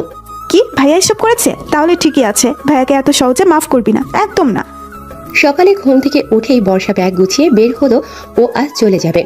বর্ষা সিঁড়ি থেকে ব্যাগ নিয়ে নামছে। প্লিজ আমাকে ছেড়ে যেও না। আমি মানছি তো আমি ভুল করেছি, তুমি আমাকে যা শাস্তি দিবে আমি মাথা পেতে নেব, তবু আমাকে ছেড়ে যেও না। কি রে বর্ষা, সকাল সকাল ব্যাগ গুছিয়ে কোথায় যাচ্ছিস? চলে যাচ্ছি, আফরিনাপুর বিয়ের জন্য এসেছিলাম, বিয়ে শেষ চলে যাচ্ছি। হঠাৎ আয়েশ বর্ষাকে সবার সামনে জড়িয়ে ধরে। প্লিজ আমাকে ছেড়ে যেও না, আমাকে এত বড় শাস্তি দিও না। এত বছর আমি তোমার জন্য অপেক্ষা করেছি, আমি এবার তোমাকে পেয়েও হারাতে পারবো না। বলছে আর বাচ্চাদের মতো কান্না করছে। বাড়ির সবাই হতবাক হয়ে আয়েশের কাণ্ড দেখছে। যে ছেলেকে কোনোদিন কাঁদতে দেখেনি, আজ সে ছেলে বর্ষার জন্য কাঁদছে। যে ছেলের রাগের জন্য বাড়ির সবাই ওকে ভয় পায়, সে ছেলে আজ বর্ষার রাগ ভাঙাতে ব্যস্ত। মা, ও মা, দেখো না আমার টুনটুনি পাখিটা আবার আমাকে ছেড়ে চলে যেতে চাইছে। ও ফুপি, দেখো না তোর মেয়ে কাল থেকে আমার সাথে কথা বলছে না। ওকে বলো না আমার সাথে একটু কথা বলতে। বলো না, এত রাগ করে না বউ, একটু কথা বলো না আমার সাথে। আমাকে গালাগালি করো, মারো, বকো, যা খুশি করো, তবুও একটু কথা বলো। তোমার এই চুপ থাকাটা আমার ভিতরে প্রচন্ড যন্ত্রণা দিচ্ছে। বর্ষার সবার সামনে দাঁড়িয়ে থাকতে এবার কেমন যেন অস্বস্তি লাগছে। সবাই ওদের দিকে কেমন করে তাকিয়ে আছে। বর্ষা দ্রুত আয়েশকে সরিয়ে রুমে চলে গেল। আয়েশও বর্ষার পিছু পিছু গেল। বর্ষার দরজা আটকাবে, আয়েশ এমন সময় দরজাটা ধাক্কা দিয়ে ভেতরে ঢুকলো। এই টুনটুনি, কেঁদো না, তোমার চোখের পানি আমার একদম সহ্য হয় না। এর মধ্যে ভাইয়া তোদের বাবা নিচে ডাকছে। এসব কি হচ্ছে আয়াস? তোর বুদ্ধি জ্ঞান কি সব লুপ পেয়েছে? বর্ষার সাথে তুমি সবার এমন করছো কেন? সি আয়াস, তোর কাছ থেকে এটা আশা করিনি আমি। উনি না এখন আমাদের বিয়ের ব্যাপারে সব বলে দেয়, কি জবাব দেবো আমি সবাইকে? সবাই খুব কষ্ট পাবে। আমি বর্ষাকে ভালোবাসি, আমি বর্ষাকে বিয়ে করতে চাই বাবা। তুমিও কি তাই চাও বর্ষা? এখন না, আমার টুনটুনি পাখিটা আবার না বলে দেয়। এমনি আমার উপর প্রচন্ড রাগ করে আছে, তাহলে তো আমাকে বাধ্য হয়ে আমাদের বিয়ের কথাটা সবাইকে বলতে হবে, কারণ আমি আমার টুনটুনি পাখিটাকে কোনোভাবেই হারাতে পারবো না, কোনোভাবেই না। আমিও আয়েশকে বিয়ে করতে চাই। যাক আলহামদুলিল্লাহ, আমার টুনটুনি পাখিটাই বিয়েতে না করেনি। বর্ষা কোনো কথা বোঝে না, শুধু কাঁদছে। বর্ষার কথা শুনে সবাই খুব খুশি। পারভিন বেগম অনেক আগে থেকেই চাইতো বর্ষাকে নিজের ছেলের বউ করতে, কিন্তু বর্ষা আয়েশকে একদম পছন্দ করতো না। আয়েশের জন্যই তো এত বছর এ বাড়িতে আসেনি। বর্ষা তাই পারভিন বেগমের মুখ ফুটে কিছু বলতেও পারতো না। এইদিকে এক কোণে দাঁড়িয়ে দাঁড়িয়ে সবটা দেখছিল আবির। ওর বুকটা ফেটে যাচ্ছে আজ, খুব কষ্ট হচ্ছে ওর। ও তো এত বছর ধরে বর্ষাকে ভালোবেসে আসছে, ও চেয়েও ওর ভালোবাসার মানুষটাকে আজ কিছু বলতে পারছে না, আটকাতে পারছে না। ও বিশ্বাস করতে পারছে না ওর ভালোবাসার মানুষটা অন্য কাউকে ভালোবাসে। ও মানতে পারছে না ওর ভালোবাসার মানুষটা অন্য কারো হবে। নীরবে নিঃশব্দে আবিদের চোখ থেকে গড়িয়ে গড়িয়ে পানি পড়ছে। সবার চোখ এড়িয়ে গেল আবিদের এই অবস্থা, আনিকার চোখ এড়িয়ে যায়নি। আনিকা আবিদের চোখের পানি একদম সহ্য করতে পারছে না। আবিদের চোখের পানি যেন আনিকার বুকের মধ্যে তোলপাড় শুরু করে দিয়েছে। আনিকাও যে আবিদকে খুব ভালোবাসে। আয়াস আর বর্ষার বিয়েটা সুষ্ঠুভাবেই সম্পূর্ণ হয়েছে। বাসর ঘরে বসে আছে বর্ষা। আয়াস রুমে ঢুকে দরজাটা আটকে দিয়ে বর্ষার পাশে গিয়ে বসলো। বর্ষা উঠে চলে যাওয়া শুরু করতেই বর্ষার কোমর ধরে আয়াস নিজের সাথে মিশিয়ে নিল। এখন আমার উপর রাগ করে থাকবে বউ? বর্ষা অন্যদিকে মুখ ঘুরিয়ে ফিরিয়ে আছে। কথা বলবে না আমার সাথে? বর্ষা কোনো কথা বলছে না। তোমাকে কিভাবে কথা বলাতে হবে তা আমার ভালোভাবেই জানা আছে। বলে নিজের বৃদ্ধা আঙ্গুলি দিয়ে বর্ষার ঠোঁটে স্লাইড করতে লাগলো। আর আয়েশের প্রতিটা স্পর্শে বর্ষা কেঁপে কেঁপে উঠছে। তারপর বর্ষার গলায় মুখ ডুবিয়ে দিয়ে দিল এক কামড়। আহ বলে আয়েশকে ধাক্কা দিয়ে সরিয়ে দিল। কি করলেন এটা? উফ বাবা, জ্বলে যাচ্ছে। আপনি কি মানুষ নাকি অন্য কিছু? কাল আছড়ে আমার পেটের চামড়া ছিলে দিয়েছেন, আজ আবার কামড় দিচ্ছেন। এই তো আমার টুনটুনি পাখিটা কথা বলেছে। আমি তো ভেবেছিলাম আমার বউটা বোবা হয়ে গেছে। দেখি কাল কি করেছি। বলে বর্ষার পেটে হাত দিয়ে পেটের কাপড় সরিয়ে দিতেই বর্ষা আয়েশের হাত সরিয়ে দিয়ে দূরে গিয়ে দাঁড়ালো। হয়েছে, আর আদিক্ষেতা দেখাতে হবে না। আয়াস বর্ষার কোমর ধরে এক টানে নিজের কাছে এনে বর্ষার পেটের কাপড় সরিয়ে একটা চুমু দিল। সরি টুনটুনি পাখিটা, আমি তোমাকে কষ্ট দিতে চাইনি, কিন্তু ওই ছেলেগুলো তোমার দিকে বাজেভাবে তাকিয়েছিল বলে আমি নিজেকে একদম কন্ট্রোল করতে পারিনি। এইবারের মতো মাফ করে দাও প্লিজ, আর কখনো এমন করবো না, কথা দিচ্ছি। বর্ষা আয়েশকে সরিয়ে দিয়ে বর্ষার রাগে কটমট করতে করতে একটা বালিশ আর কাঁথা নিয়ে বারান্দার দিকে রওনা দিল। কোথায় যাচ্ছ? বারান্দায়। কেন? আমি আজ বারান্দায় ঘুমাবো। কি ভেবেছেন কি আমি এই বিয়েতে রাজি হয়েছি বলে কি আপনাকে মাফ করে দিয়েছি? কখনো না। যেহেতু আমাদের আগেই বিয়ে হয়ে গিয়েছে, তাই এখন না বলার কোনো মানেই হয় না। তাই এই বিয়েতে রাজি হয়েছি, কিন্তু আপনার সাথে এক বিছানায় একসাথে থাকা আমার পক্ষে সম্ভব না। ও আচ্ছা, তাহলে যাও, বারান্দার দরজা খোলাই আছে। বলে বিছানার এক পাশে টান টান হয়ে শুয়ে পড়ল। ব্যাপারটা কি হলো? এই পাজিটা আজ আমাকে আটকালো না কেন? পাজিটা এত তাড়াতাড়ি রাজি হয়ে গেল কিভাবে? আমাকে কি আজ রাতে বারান্দায় থাকতে হবে? কোথায় ভেবেছিলাম আমি বারান্দায় যেতে চাইলে এই পাজিটা আমায় আটকিয়ে বলবে তুই বিছানায় শুয়ে পড়ো, তুমি বিছানায় শুয়ে পড়ো, আমি বারান্দায় যাচ্ছি। এত তাড়াতাড়ি রাজি হয়ে গেল। বারান্দায় আমি একা একা থাকবো কিভাবে? আমার তো খুব ভয় লাগছে। কি হলো, দাঁড়িয়ে আছো কেন? যাও বারান্দায়, নাকি আমার এগিয়ে দিয়ে আসতে হবে? কেন বলতে গেলাম আমি বারান্দায় ঘুমাবো, আমি সোফায় ঘুমাবো বললেও তো হতো, কিন্তু বুঝতে পারিনি এই পাজিটা এত তাড়াতাড়ি রাজি হয়ে যাবে। এখন তো আমাকে বারান্দায় যেতেই হবে, না হলে এই পাজিটা আমাকে নিয়ে হাসবে। বর্ষা করুণ দৃষ্টিতে একবার আয়েশের দিকে তাকিয়ে একটা ঢোক গিলে বারান্দায় চলে গেল। বর্ষা বারান্দায় পা দিবে, এর মধ্যে দেখে বারান্দায় কেউ একজন কাদামাটি বিছিয়ে রেখেছে। বর্ষার আগে কটমট করতে করতে রুমের ভিতর সোফার দিকে যায়। সোফায় বসতে যাবে এমন সময় দেখে সোফা একদম পানি দিয়ে ভিজিয়ে টইটুম্বর করে রাখা হয়েছে। বর্ষা আয়েশের দিকে একবার অগ্নি দৃষ্টিতে তাকিয়ে মেঝেতে শুতে যায়। গিয়ে দেখে মেঝের যে অংশ খালি, সেখানে কোনো মানুষ শুতে পারবে সেখানেও কাদামাটি বিছিয়ে রাখা হয়েছে। বর্ষা শেষমেশ আর উপায় না পেয়ে খাটি বিছানায় শুতে যায়। বিছানার এক পাশে আয়াস শুয়ে আছে। বর্ষা বিছানার অন্য পাশে শুতে গেলেই দেখলো বিছানার ওই পাশটা পানি দিয়ে ভিজিয়ে রাখা হয়েছে। বর্ষার রাগে কটমট করতে করতে বলে, এটা কি হলো? কি হয়েছে আমার টুনটুনি পাখিটা? ঢং করতে হবে না, আমি জানি এই সব আপনার কাজ। আপনাকে আমি হারে হারে চিনি। তুমি আমাকে চিনবে না তো কে চিনবে? 10টা না 5টা না একটা মাত্র বউ। আমি এখন কোথায় ঘুমাবো? আয়েশ আঙ্গুল দিয়ে নিজের বুকটা দেখিয়ে। এখানে। পাজি ছেলে। বলে দরজার দিকে এগিয়ে যেতে আয়েশ বর্ষার হাত ধরে হ্যাঁচকা টান দিয়ে নিজের কাছে নিয়ে আসলো। এই টুনটুনি পাখিটা, শোনো না, আমাকে এইবারের মতো মাফ করে দাও না, আমি আর এমন করব না। বর্ষা অন্যদিকে মুখ ঘুরিয়ে তাকিয়ে আছে। আয়েশ নিজের শার্ট খুলে পকেট থেকে একটা ছুরি বের করে ওর বুকে যেখানে বর্ষা কামড় দিয়েছিল সেখান থেকে খুঁচিয়ে খুঁচিয়ে রক্ত বের করতে শুরু করলো। আরে আরে কি করছেন? পাগল হয়ে গেছেন নাকি? আমি পাগল হয়ে গেছি। তুমি আমার উপর যখন থেকে রাগ করে আছো তখন থেকে আমার নিজেকে পাগল পাগল লাগছে। ছুরিটা নিচে রাখুন প্লিজ। না, আমি তোমার সাথে যা যা করেছি আগে সেই সবের জন্য নিজেকে শাস্তি দেব, তারপর ছুরি রাখবো। ভয় পেও না, আমি আত্মহত্যা করব না, কারণ আমি মরে গেলে তুমি যদি আবার অন্য কারো হয়ে যাও, এমনি ওই আবিদটা তোমার জন্য মুখিয়ে আছে। আমাদের যখন বিয়ের কথা হচ্ছিল তখন আমি খেয়াল করেছি ও আমাদের বিয়েটা মানতে পারছিল না। এখন আমার কিছু হলেই আমি শিওর ওই বজ্জাটা তোমার দিকে হাত বাড়াবে, আর আমি জানি, আর আমি সেটা কিছুতেই হতে দিতে পারি না। আমি মরে গেলেও তোমাকে অন্য কারোর সাথে মানতে পারবো না। এমন একটা সিরিয়াস মোমেন্টেও আপনার এইসব কথা? ছুরিটা আমাকে দিন। আগে বললো আমাকে মাফ করে দিয়েছো। করেছি। সত্যি তো? 3 3 সত্যি? 3 সত্যি। তাহলে আমাকে জড়িয়ে ধরো। পারবো না। তাহলে আমিও ছুরি ফেলবো না। আপনি খালি গায়ে। খালি গায়ে তাই জড়িয়ে ধরতে পারবেন একটু পর তো। বলতেই বর্ষা আয়াসকে জড়িয়ে ধরলো। অসভ্য লোক একটা, আপনার মুখে কিছুই আটকায় না। আয়াস ছুরি ফেলে দিয়ে বর্ষাকে জড়িয়ে ধরলো, তারপর বর্ষাকে কোলে নিয়ে বিছানায় শুইয়ে দিল। এই কি করছেন? কাছে আসবেন না। আর তাছাড়া আপনার বুকে কাটা জায়গায় এখন ওষুধ লাগাতে হবে। এই মুহূর্তে আমার সবচেয়ে বড় ওষুধ তুমি টুনটুনি। একদম কাছে আসবেন না। আজকে তো তোমার বারণ আমি শুনবো না। তুমি না চাইলেও আমি তোমার কাছে যাব, দরকার হয়ে জোর করে যাব। বলে বর্ষার উপর শুয়ে পড়লো। তারপর বর্ষার ঘাড়ে গলায় অজস্র চুমুতে ভরিয়ে দিল। একটু পর বর্ষার গলা থেকে মুখ তুলে বর্ষার দিকে তাকিয়ে আজকে কি গোসল করতে পারবে? বর্ষার লজ্জায় আয়েশের বুকে মুখ লুকালো। তারপর বদ্ধ দরজার পিছনে যা হয়েছে তা আয়েশ আর বর্ষার সিক্রেট। সকালে আয়েশ ঘুম থেকে উঠে দেখে বর্ষা এখনো ঘুমোচ্ছে। আয়েশ বর্ষার কপালে একটা চুমু দিতেই বর্ষারও ঘুম ভেঙে গেল। গুড মর্নিং আমার টুনটুনি পাখিটা। Good morning. কখন উঠেছেন? তুমি আমাকে এই আপনি বলাটা কবে থেকে ছাড়বা বলো তো? ধুর, সকালে আমার মুডটাই দিলে খারাপ করে। বলে রেগে বিছানা ছেড়ে উঠতে গেলেই বর্ষা আয়েশকে জড়িয়ে ধরলো। I love you. কি বললে? তুমি আমাকে আই লাভ ইউ বললে? আমি আমার কানকে বিশ্বাস করতে পারছি না। বলে অজস্র চুমুতে বর্ষার চোখ, নাক, মুখ, গলা ভরিয়ে দিতে লাগলো। এই কি করছো? কি ছাড়ো আমাকে। এখন আর ছাড়াছাড়ি নেই, এখন আমি আর একবার তোমার কাছে যেতে চাই। বর্ষা দৌড়ে উঠে ওয়াশরুমের কাছে গিয়ে কাল সারা রাত আমাকে জ্বালিয়ে তোমার শান্তি হয়নি? আগামী 1 মাস তুমি আমার ধারে কাছে আসবে না। আমি এখনই আসবো। বলে বিছানা থেকে উঠে দাঁড়াতেই বর্ষা একটা ভেঙচি দিয়ে দৌড়ে ওয়াশরুমের ভিতর চলে গেল। বর্ষা ওয়াশরুম থেকে বেরিয়ে আয়নার সামনে দাঁড়িয়ে নিজের চুল আঁচড়াচ্ছে। আয়েশ পেছন থেকে এসে বর্ষাকে জড়িয়ে ধরে বর্ষার পেটের উপর হাত রাখলো। অবশেষে তুমি আমার। আমি সেই তো ছোটবেলা থেকেই তোমার। ইস, এতদিন তো নিজেকে আমার থেকে দূরে রাখার জন্য কত চেষ্টাই না করেছো। আমি যখন শৈশবে ছিলাম তখনও আমার সবটা জুড়ে তুমি ছিলে।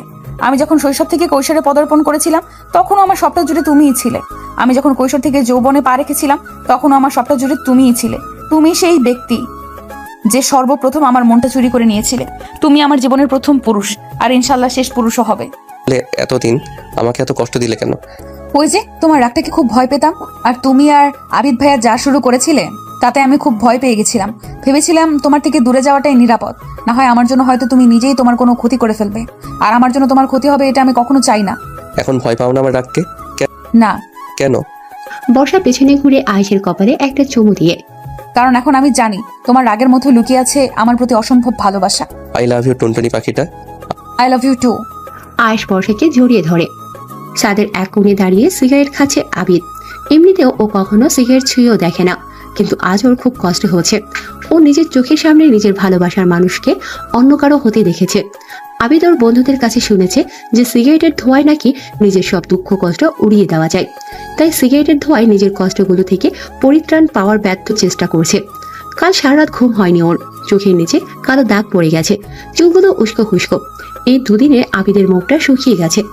আবিদ আনমনে এক দৃষ্টিতে আকাশের দিকে তাকিয়ে আমিও তো ভালোবেসেছিলাম, আমার ভালোবাসায় তো কোনো খাত ছিল না, তবে কেন আমার ভালোবাসা মানুষ আজ অন্য কারো?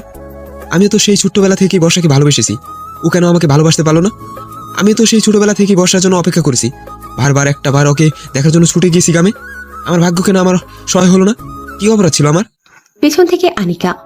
আবিদ ভাইয়া, আবিদের এখন এই মুহূর্তে কারোর সাথে কোনো কথা বলতে ইচ্ছে করছে না। এই মুহূর্তে ও একটু একা থাকতে চায়। তাই কোনো কথা না বলে আনিকার পাশ কাটিয়ে চলে যেতে নিলে আনিকা আবিদকে জড়িয়ে ধরে কেঁদে দিল। ভাইয়া তোমার কষ্ট আমার একদম সহ্য হচ্ছে না, আমি তোমাকে এইভাবে দেখতে পাচ্ছি না ভাইয়া। আবিদ মূর্তির মতো দাঁড়িয়ে আছে, ওর মুখ থেকে কোনো কথা বের হচ্ছে না। আমি তোমাকে ভালোবাসি ভাইয়া, খুব ভালোবাসি। সেই ছোটবেলা থেকে আমি তোমাকে ভালোবাসি। প্লিজ ভাইয়া, পেছনের কথা তুমি ভুলে যাও আর আমাকে একটা সুযোগ দাও। আমি তোমার সব কষ্ট ভুলিয়ে দেওয়ার চেষ্টা করব। আমি জানি এইসব কথা বলার এখন সঠিক সময় না, কিন্তু আমি যে তোমাকে এই অবস্থায় আর দেখতে পাচ্ছি না। তোমাকে এভাবে দেখে আমারও খুব কষ্ট হচ্ছে আজ। তোকে কি বলবো, আমার ভাষা নেই, কিন্তু আমাকে মাফ করিস। তোকে দেওয়ার মতো আজ আমার কাছে কিছুই নেই। আমার মন প্রাণ সবটা জুড়ে যে ছিল সে আজ অন্য কারো। আমি পারিনি তাকে আমার নিজের করে নিতে, আমি পারিনি। বলে আনিকাকে ছাড়িয়ে চলে গেল। আনিকা এক দৃষ্টিতে স্তব্ধ হয়ে আবিদের চলে যাওয়ার দিকে তাকিয়ে আছে। বর্ষা বিছানার উপর বসে আছে। আমার টুনটুনি পাখিটা কি রাগ করেছে? বর্ষা আয়াসকে জড়িয়ে ধরে কেন আমার এত সুন্দর কিউট বটের উপর রাগ কেন করব? যাতে আমি আদর করে আমার বউটার রাগ ভাঙাতে পারি। আমি একটুও রাগ করিনি। ইস, একটু রাগ করে থাকলেও তো পারতে, তারপর আমি অফিস থেকে ফিরে আদর করে তোমার রাগ ভাঙাতাম। ইস, এই 2 দিন তো রাগ করেছিলাম, দেখেছি তো কেমন পাগল পাগল হয়ে গেছিলে। ওটা তো সিরিয়াস ভাবে রাগ করেছিলে, এখন কি আমি তোমাকে সিরিয়াস ভাবে রাগ করতে বলেছি নাকি? সে একটু ঢং করে রাগ করবে আমার সাথে সেটা বলেছি। ইস, শোনো, বলো টুনটুনি। বর্ষা নিজের ঠোঁট দেখিয়ে একটা কিসি দাও। আয়েশ একটা মুচকি হাসি দিয়ে নিজের ঠোঁট জোড়া বর্ষার ঠোঁটের সাথে মিলিয়ে দিল। এভাবেই চলতে থাকলো বর্ষা আর আয়েশের সুখের সংসার। আয়েশ রোজ অফিস থেকে ফেরার পথে বর্ষার জন্য হাতে করে কিছু না কিছু নিয়ে আসে। কখনো বেলি ফুলের মালা, কখনো কাঠগোলাপ, কখনো লাল গোলাপ, কখনো শাড়ি। আবার বর্ষা রাতে না খেয়ে আয়েশের জন্য না খেয়ে অপেক্ষা করে। দেখতে দেখতে কেটে গেল কিছু বছর। হঠাৎ একদিন বর্ষা মাথা ঘুরে পড়ে গেল। সেদিন আয়েশের অবস্থা প্রায় পাগল পাগল হয়ে গিয়েছিল, কিন্তু ডাক্তারের কাছে গিয়ে জানতে পারলো বর্ষা প্রেগনেন্ট। কথাটা জানার পর সারা বাড়িতে খুশির বন্যা বয়ে গেল। আয়েশও খুব খুশি, সে বাবা হতে চলেছে। গুটি গুটি পায়ে সে আয়েশের হাত ধরে হাঁটবে, তাকে পাপা পাপা বলে ডাকবে। সে তো ইতিমধ্যে তার বেবির নামও ঠিক করে ফেলেছে। বাড়ির সবাই বর্ষার প্রতি এক্সট্রা কেয়ার করা শুরু করেছে। আয়েশও তাড়াতাড়ি অফিস থেকে চলে আসে। অফিসে গিয়েও প্রতি মিনিটে মিনিটে বর্ষার কাছে কল করে, বর্ষা কখন কি করছে, কি খাচ্ছে, নিজের খেয়াল রাখছে কিনা ইত্যাদি। অফিসে থাকলেও আয়েশের মন পড়ে থাকে বর্ষার কাছে। বর্ষারও অনেক স্বপ্ন, তাদের একটা ছোট্ট প্রিন্স অথবা প্রিন্সেস আসবে, তাকে আদো আদো কণ্ঠে মাম্মাম বলে ডাকবে। হঠাৎ একদিন আয়েশ বাসায় ফিরছে না দেখে সবাই চিন্তা করছে বর্ষার তো পাগল পাগল অবস্থা। সবাই বর্ষাকে এত করে বোঝাচ্ছে এই অবস্থায় ওর এত টেনশন করা ঠিক না, কিন্তু ও কারো কথা শুনছেই না। অবশ্য টেনশন কি মানুষ ইচ্ছে করে করে? টেনশন আপনা আপনি চলে আসে। হঠাৎ কেউ একজন কল করে বলল আয়েশ অ্যাক্সিডেন্ট করেছে, হসপিটালে ভর্তি। সাথে সাথে বর্ষা চিৎকার করে উঠল, হন্তদন্ত হয়ে ছুট লাগালো হসপিটালে যাবে। সবাই বর্ষাকে রেখে হসপিটালে চলে যেতে চাইল, কিন্তু শেষ পর্যন্ত বর্ষার জোড়াজোড়িতে আর রেখে যেতে পারল না ওকে। কিন্তু হসপিটালে গিয়ে দেখে লিফট ওপরে। এদিকে আয়েশের চিন্তায় চিন্তায় বর্ষা তো পাগল হয়ে গেছে। সে আর লিফটের অপেক্ষা না করে সিঁড়ি দিয়ে ওঠা শুরু করলো। তাড়াহুড়ো করে উঠতে গিয়ে হঠাৎ পা পিছলে পড়ে গেল সিঁড়ি থেকে। আয়েশের সামনে বাড়ির সবাই দাঁড়িয়ে আছে, শুধু নেই বর্ষা। আয়েশের তেমন গুরুতর কিছু হয়নি, শুধুমাত্র মাথা ফেটে গিয়েছে, তাই জ্ঞান হারিয়েছিল। মা, আমার টুনটুনি পাখিটাকে দেখছি না, ও কোথায়? সবাই মাথা নিচু করে আছে, কেউ কিছু বলছে না। ওকে তোমরা বাড়িতে রেখে এসেছো? ঠিক করেছো। ওর এই অবস্থা এখানে আসা ঠিক হতো না, কিন্তু তোমরা সবাই তো এখানে। আমার টুনটুনি পাখিটা তো বাড়িতে একা ভয় পাবে। এই আনিকা, তুই তো বর্ষার কাছে থাকতে পারতি। তোমাদের আসলে কোনো কমন সেন্স নেই। একটা মেয়ে তাও এই অবস্থায় বাড়িতে রেখে এসেছো। আয়েশের কথা শুনে আনিকা আর নিজের কান্না ধরে রাখতে পারল না, হাওয়াও করে কেঁদে দিল। এই আনিকা, কাঁদছিস কেন? আমি তো একদম ঠিক আছি। ভাইয়া বর্ষা, এই বর্ষা কি? তোকে না আমি কতবার বলেছি ভাবি বলতে? ভাইয়া ভাবি। কি হয়েছে আমার টুনটুনির? বর্ষা তোকে দেখতে এসে লিফট না পেয়ে তাড়াহুড়া করে সিঁড়ি থেকে পড়ে গিয়েছে। ও এই হসপিটালে আইসিইউতে আছে, ডাক্তার বলেছে ওর অবস্থা ভালো না। না, আমার বর্ষার কিছু হতে পারে না, কিছু না। আমাকে এখনই আমার টুনটুনি পাখিটার কাছে নিয়ে যাও, এখনই। প্রায় 1 ঘন্টা পর অপারেশন থিয়েটার থেকে একজন ডক্টর বেরিয়ে এলো। পেশেন্টের কন্ডিশন ভালো না, এখনো 2 ব্যাগ রক্ত লাগবে। আয়েশ ডক্টরের পা ধরে, আপনি দরকার হয় আমার শরীর থেকে সব রক্ত নিয়ে নেন, তবুও আমার টুনটুনি পাখিটাকে বাঁচান প্লিজ ডাক্তার। কিন্তু পেশেন্টের রক্তের গ্রুপের সাথে আপনার রক্তের গ্রুপের মিল নেই তো। বর্ষার রক্তের গ্রুপ কি? AB plus. আমার রক্তের গ্রুপ এবি পজিটিভ। আমি দিব রক্ত, চলুন ডাক্তার। কিছুক্ষণ পর একজন নার্স বেরিয়ে এলো একটা বন্ডে সই করানোর জন্য। কেন আমি বন্ডে সই করব কেন? আমি কোনো বন্ডে সই করতে পারবো না। আমার টুনটুনি পাখিটা কোথায়? আমি ওর কাছে যাব। দেখুন, আপনার ওয়াইফ এবং আপনার বেবি দুজনের অবস্থা আশঙ্কাজনক। বেবি বা মায়ের মধ্যে যে কোনো একজনকে বাঁচাতে পারবো, আবার এমনও হতে পারে কেউ বাঁচবে না, তাই এই বন্ডে সই করা প্রয়োজন। এটা হাসপাতালের রুলস। আর হসপিটালের দরজায় জোরে জোরে লাথি দিচ্ছে। আমি দুজনকেই চাই। আমার বর্ষার কিচ্ছু হতে পারে না, আর আমার বেবিরও কিচ্ছু হবে না। আয়েশ পাগল হয়ে গেছে, বর্ষার এই অবস্থা ও মেনে নিতে পারছে না। সব হয়েছে আমার জন্য।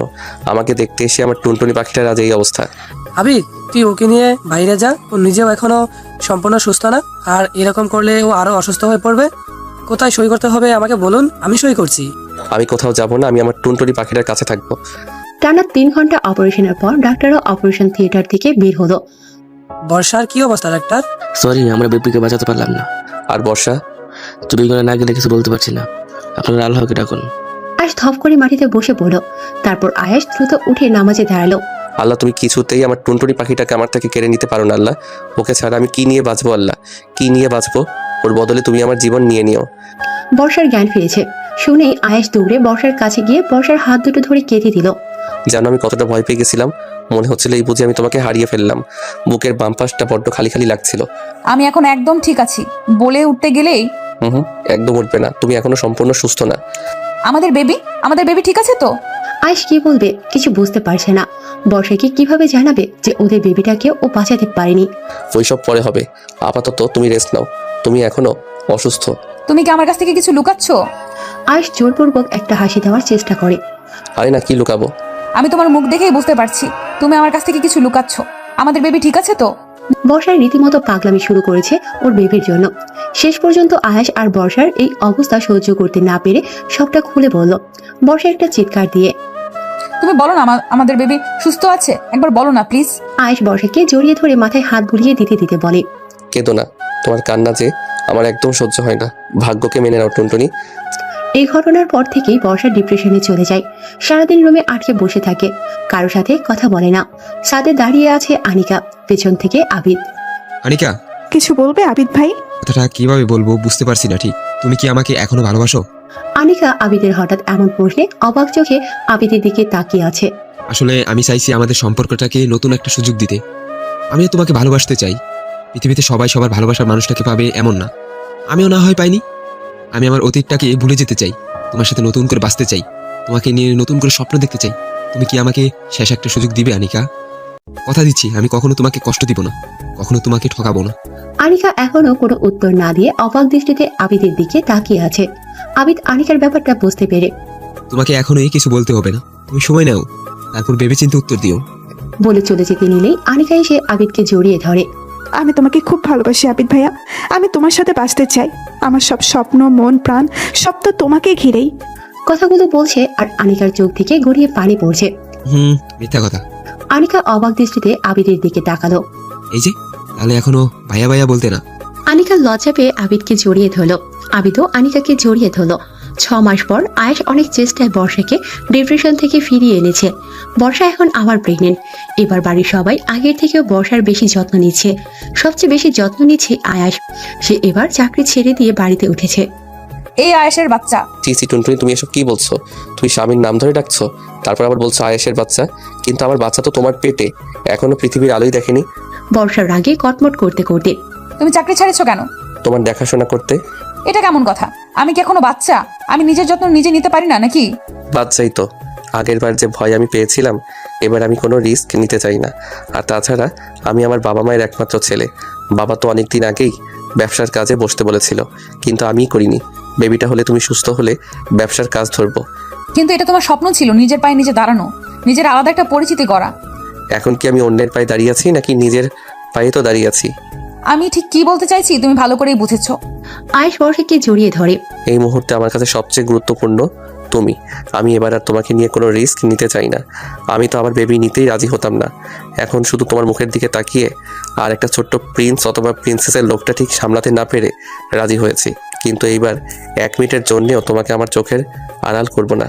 5 বছর পর আয়েশ ল্যাপটপে কি যেন কাজ করছে আর বর্ষা ঘর গোছাচ্ছে। এই টুনটুনি, আয়ুষী বর্ষা আর আয়েশের একমাত্র রাজকন্যা। এই কি বললি তুই? এইসব তোকে কে শিখিয়েছে? পাপা। বর্ষা আয়েশের দিকে তাকিয়ে, এইসব শিক্ষা দাও মেয়েকে? আয়েশ একটা ঢোকিলে, কই না তো। আমি দেখছি না ভাবছো? বাবা মেয়ে মিলে সব সময় আমার পেছনে লাগা। আয়েশ এসে বর্ষাকে জড়িয়ে ধরে। তোমার পেছনে লাগবো না তো কার পেছনে লাগবো? 10টা না 5টা না, আমার একটা মাত্র বউ। পাপা, তুমি আমাকে রেখে একা একাই মাম্মামকে আদর করছো? আয়াস আর বর্ষা এক